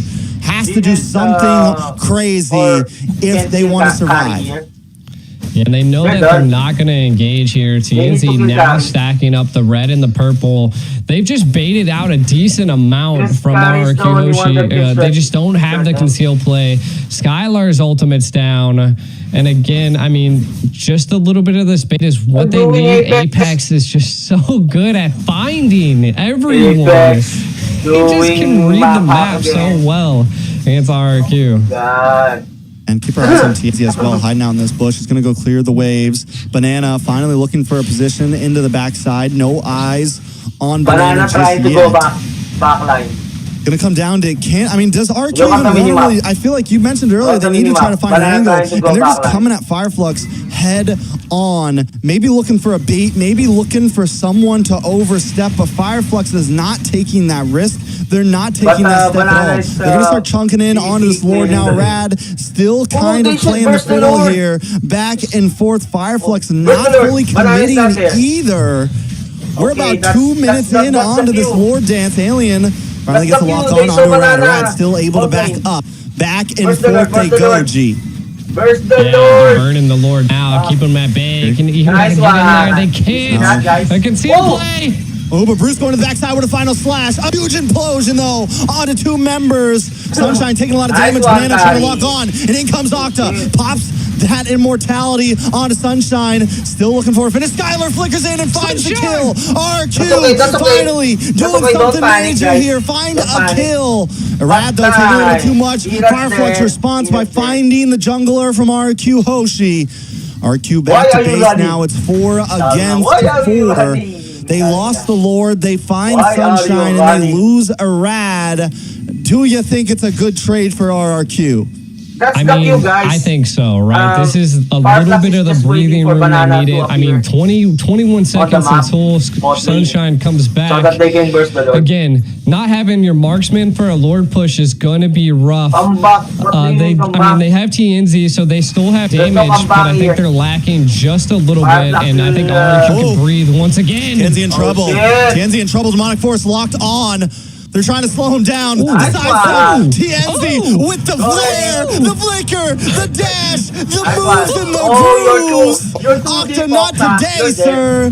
But RQ does do that perfectly. We still got to You're give it dead, to Octa. him. You're They're able to dead. melt down the Lord and survive another one. And the freeze Baited. comes on to Octa. You're Shut baited. down for Sunshine. I love it. This is what we came here for. It's match point still. And you can't tell exactly who's going to win. TNZ was dancing on Octa right there. That was such a good play by TNZ, able to dodge every single play. Whoa. But another one shit. happening. Alien comes in with a big I'm offended on Brusco. Apex 47 taking a bit too much damage. The Glacier comes down. The freeze, the frozen, eradicated. Now Nice Apex one, 47 Aurora. goes down. Skylar able to unload. A big suppression onto TNZ. TNZ still on the map, but Skylar finally finds him. Skylar goes down. No, Skylar's still up. Brusco drops 3 for 2. Alien melted down the damage from Skylar. Is finally there. We're 21 minutes in, and Fireflux finally has to be careful about how they intrude onto RRQ's base. Man, this is definitely a do or die situation for both teams. Match point. Kind of look at some of these plays that happened here. We've seen Brewski go into the back line. Immortality pops, but does fall to Alien. And we see that Skylar with the triple kill. Able to take out all 3 of Fireflux to secure that triple kill. Huge for RRQ. Again, they were able to properly defend that Lord, take quite a bit from Fireflux, and now have that late game control.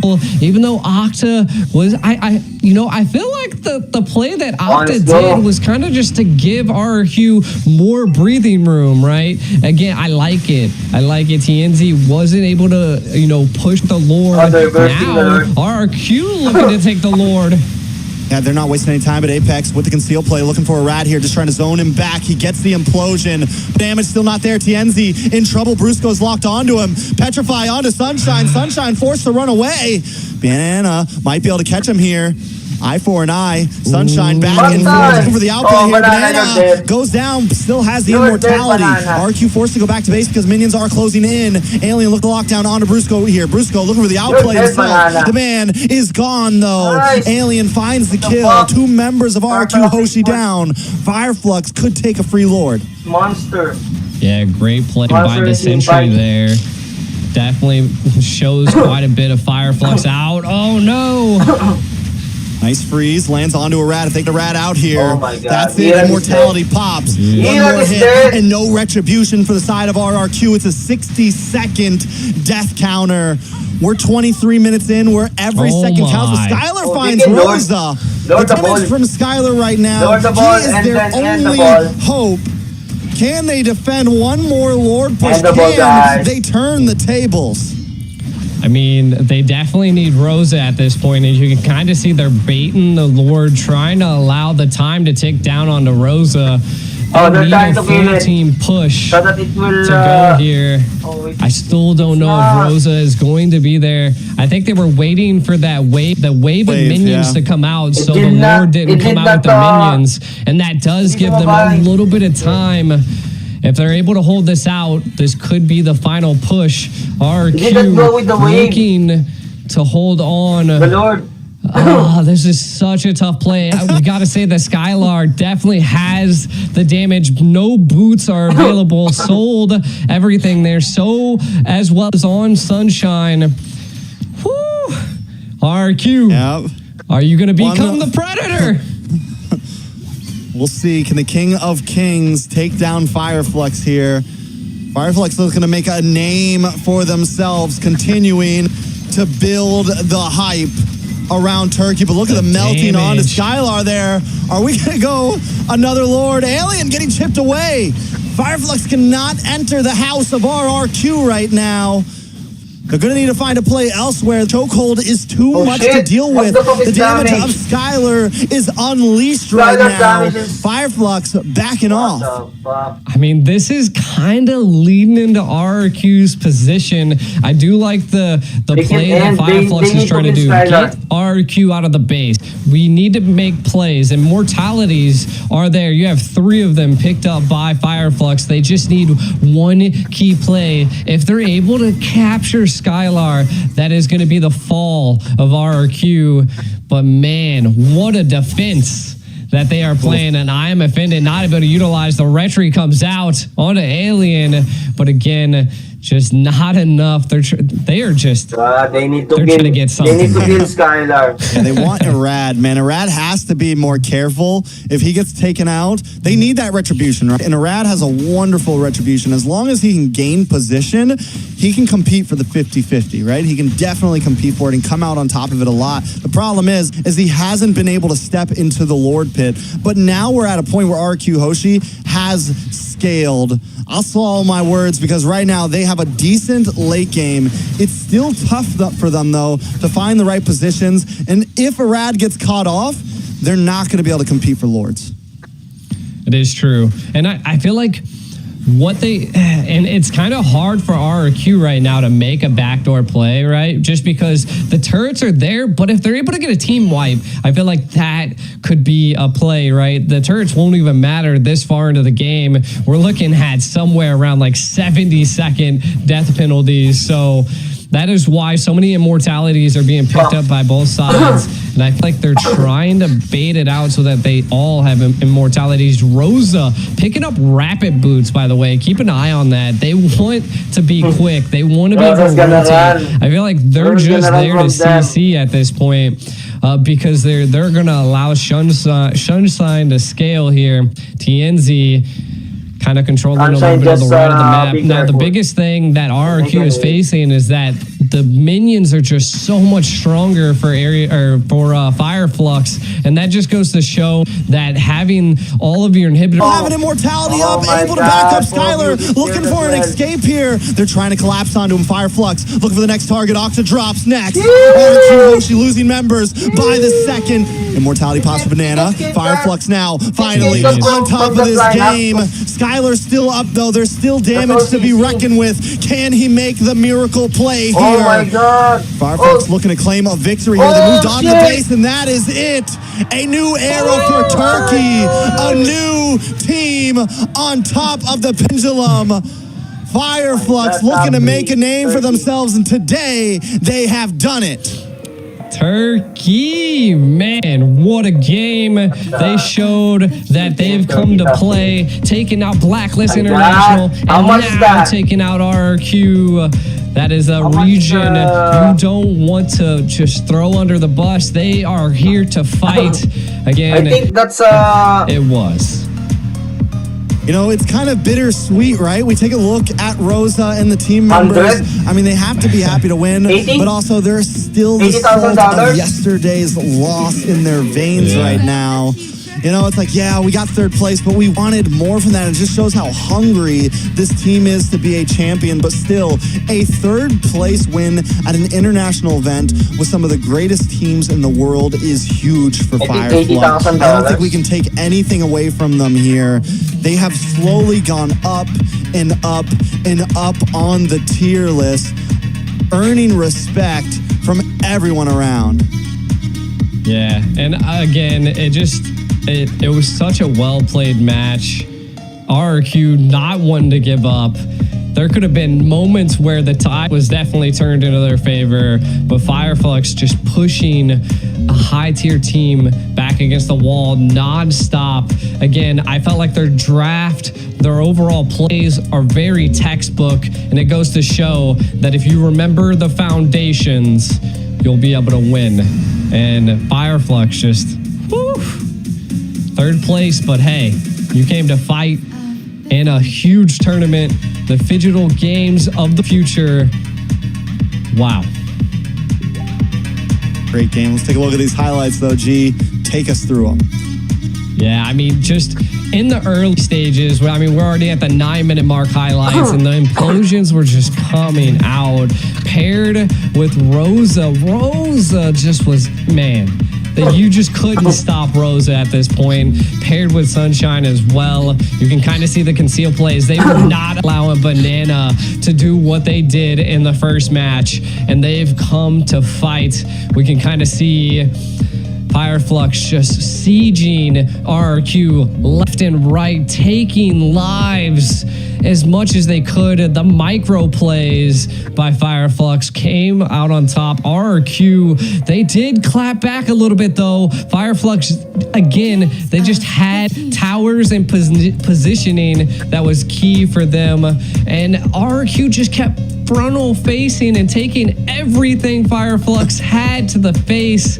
And I felt like that was a little bit of a rough play for him, and Fireflux just kept the pressure up. And this is a moment that Skylar finally kind of came online here. This is when a little bit of fear came into the blood of Fireflux. Skylar was able to bide enough time and almost take control of this game again. But I think the real people we got to keep our eyes on here for Fireflux is Alien and Apex 47. Just did such a great job stopping all the dives from RQ, completely protecting Sunshine and Rosa, able to let them do what they needed to do. Anytime Brusco, anytime Banana, anytime anyone, anywhere tried to get to the back line, Apex and Alien were there to slow them down, to push them out of the way, to stall for just enough time. And this was the final nail in the coffin here. Fireflux catches a rad first, and then the rest of RQ falls one by one. Yeah. Congrats, Fireflux. Fireflux. They're third place, but they are so happy. Like, this is an achievement, right? Like, you weren't able to get first, you weren't able to get second, but you were essentially the dark horse in the Phygital games of the future, and you've shown that you came here with the fire and the passion to take out top teams in the C region, in the international stage, and it is good to see Sunshine shining once again into the third match point here. 818, 21% damage. We've constantly said that the carry was a rough play, but in the hands of the right person in scaling, like Fireflux did, they've come out on the top. Yep. Even Sunshine shines on a carry every other day. I mean, definitely just did well here. Overall, an amazing play. MVP for Sunshine there, 8-1-8. The whole team, I feel like this is a game where everyone in Fireflux did their job. And it was the same thing on game 2. When Fireflux gets that momentum, when they're able to all work together and everyone kind of achieve their major role on the team, they play so well. And RQ takes the risk in game number 3, putting together a composition that was pretty questionable overall, and ended up the Fireflux gets the win because of it. Man, I feel like RRQ took 2 risks. I mean, that was a lot of fighters. The Fanny was a slight risk. And I mean, Fireflux just, they made RRQ make mistakes, and they just took advantage of it. And 2-1, Fireflux taking third place. This was huge for them. And I mean, kind of taking a look at some of the stats here, 13 kills versus 25, 56 assists. And look at the goal difference. My God. Monstrous. And one last matchup between Skylar and Rosa. 5 to 6 kills, 3 to 2 deaths. Assists by Rosa, 16. And though Skylar was eventually able to output the gold, like get enough gold in to really just fuel himself, it was far a little too late, not enough for the side of RQ. So Fireflux will be our third place holders for the games of future. And the series did not disappoint at all. It went the whole way. The farther and farther we've gotten into this bracket, the games have got more and more exciting. And I mean, if that's any kind of a foretell of what's to come, then we are going to have one hell of a grand finals. Yeah, everybody is definitely waiting for the grand finals. And I mean, it's the grand finals of the Phygital games, but it's also a rematch in the making. This is definitely going to be insane. We'll toss you guys to a video here. This is a really cool background, though. We'll see you guys in a second. There will be a timer there.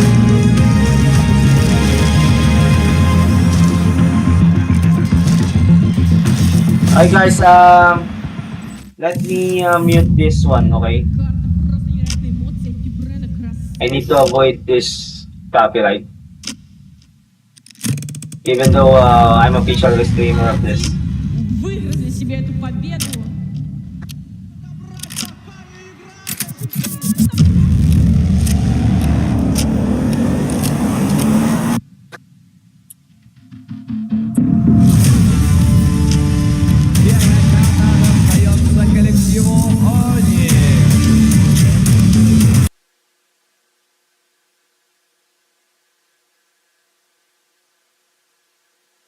Yeah, I think half an hour. Half an hour or quite an hour spent.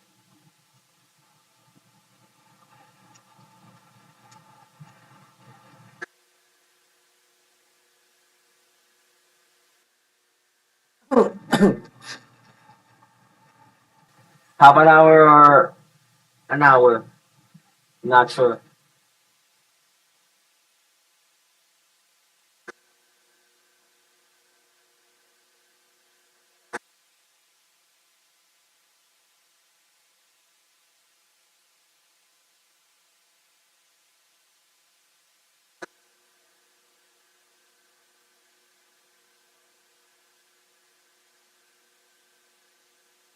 Let me mute this one, guys, okay?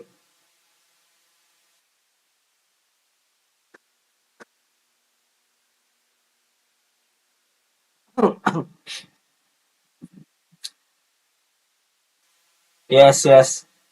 I don't get it as well. I think it's the preparation of the players. That's why, you know. Or yes, the preparation of the players. Because yesterday, if if you can see, Sans Onyx Sans is actually, I think, he's sick. So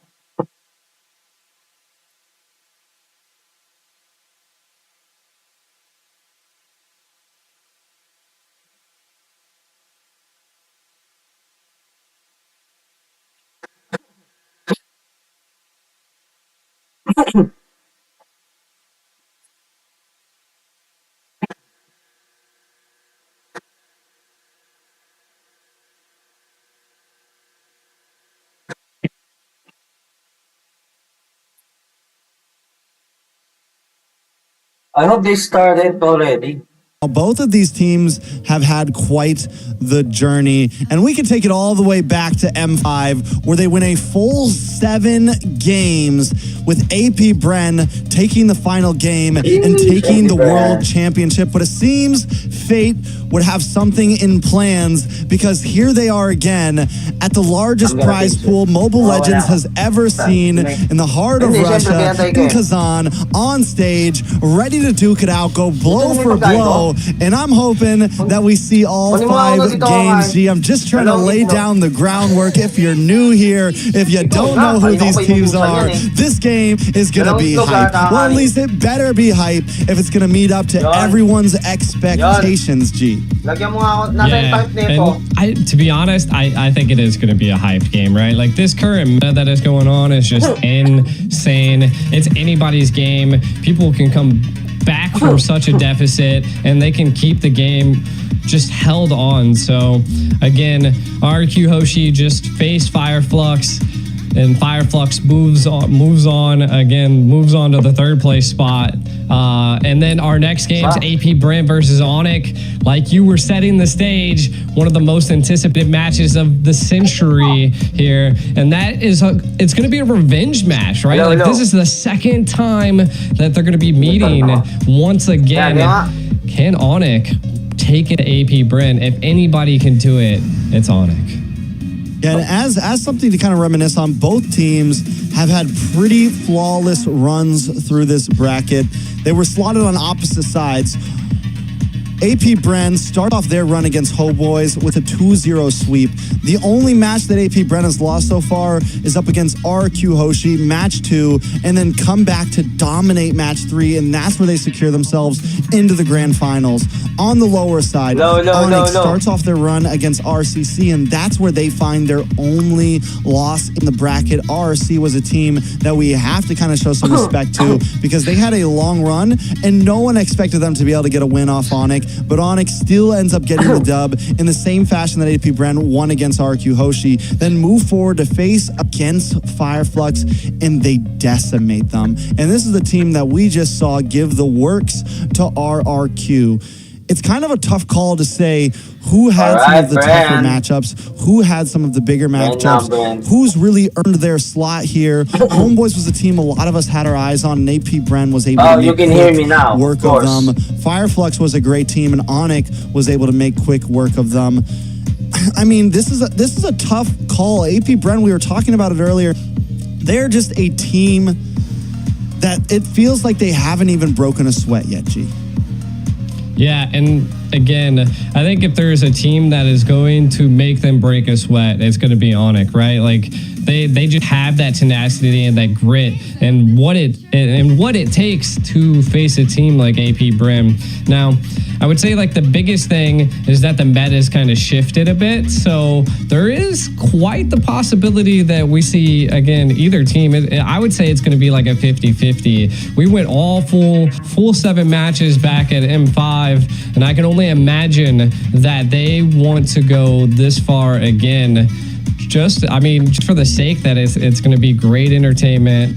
And I don't know. I mean, statistically, I feel like they're equal, right? Like, I feel like it's a 50-50 chance. Like AP BREN, like you said, lost to RRQ, but ONIC also losing to RCC. Could have been that RCC is kind of like unfamiliar, so they didn't have a lot of planning that they could have done around them. The meta was still fresh. It's the first international tournament of the year.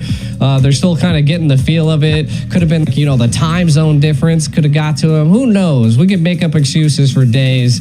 But statistically, I think they're about equal, and we'll go to see. I mean, we know AP BREN has that overall take on games where they essentially just they feel out the game early, and then they just flip a switch right there at the first Lord and make you make mistakes and take it, right?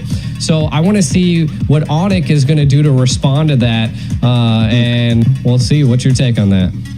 I mean, AP BREN, I would have to say, statistically, numbers-wise, AP BREN is slightly the favorite here. I don't think it's anything huge. I wouldn't say it's like 80-20, 70-30.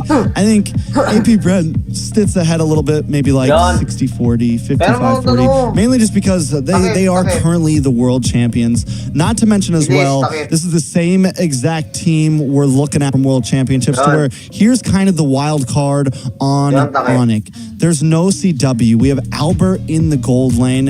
And yes, he's done well, but there's also been some questions there, right? And yes, is it going to be the huge deciding factor? I don't want it. I mean, if ONIC loses, I don't think we should all point fingers and just be it's Albert's fault. Like, even though fans like to do crazy things, I don't think that's the case here. But I do think it is something we have to look at. Is the full synergy there? Is the team, without CW, without the 5-man that was playing together for a very long time, is ONIC going to be able to compete against what AP BREN brings? There's always, I think any team going against AP BREN in this day and age, there's always the worry in my eyes that, like, this could be a sweep. Like, I don't care what, even ONIC, I don't care what team you are right now.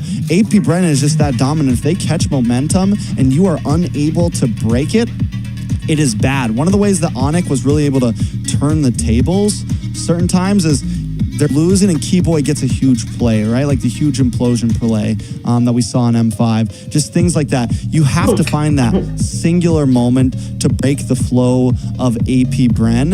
And if you can do that, then you can start to maybe secure some wins.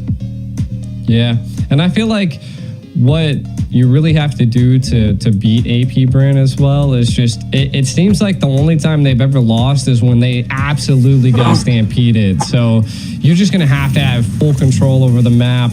It's just going to be kind of rough, but kind of looking at how the Digital games have played out here in the quarterfinals and the semifinals, you can kind of see RRQ Hoshi versus Burmese Ghouls, RRQ taking that, moving on to AP BREN into the semifinals. Again, this is where we were speaking, right? RRQ was able to take one on the AP BREN, but they were still able to move on. And then the same thing for ONIC, right? They did take a loss to RCC, which again, one of the teams that kind of just came out of nowhere and showed that they had the grit to compete into the higher levels of this tournament. But coming into the versus Fire Flux, which a team we see that is very disciplined, ONIC was able to 2-0 them.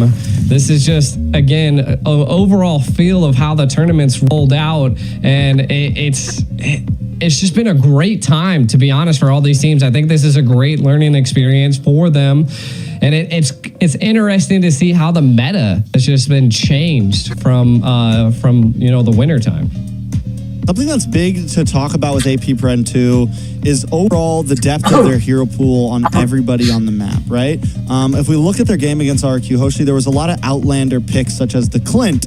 They picked Grok and roam position against RRQ. Did lose that game, but still it shows that they're willing to kind of switch things up. They're going Guys, to I play have three to- different I marksmen have from to end the Beatrix to stream. Brody to Clint up against RQ. Their EXP laner, we got Paquito, Lapu, and X-Borg. They never feel I'm locked gonna down stream into on, one Facebook. singular thing, and they You can always now watch make me there. Thank anything you. work. And even when they pick some of these more outlandish picks, they don't get too crazy. They don't try to break down too many walls like what RQ did in the last game against Fireflux. They still keep it simple, but kind of they're never scared to pick something that maybe isn't exactly meta, but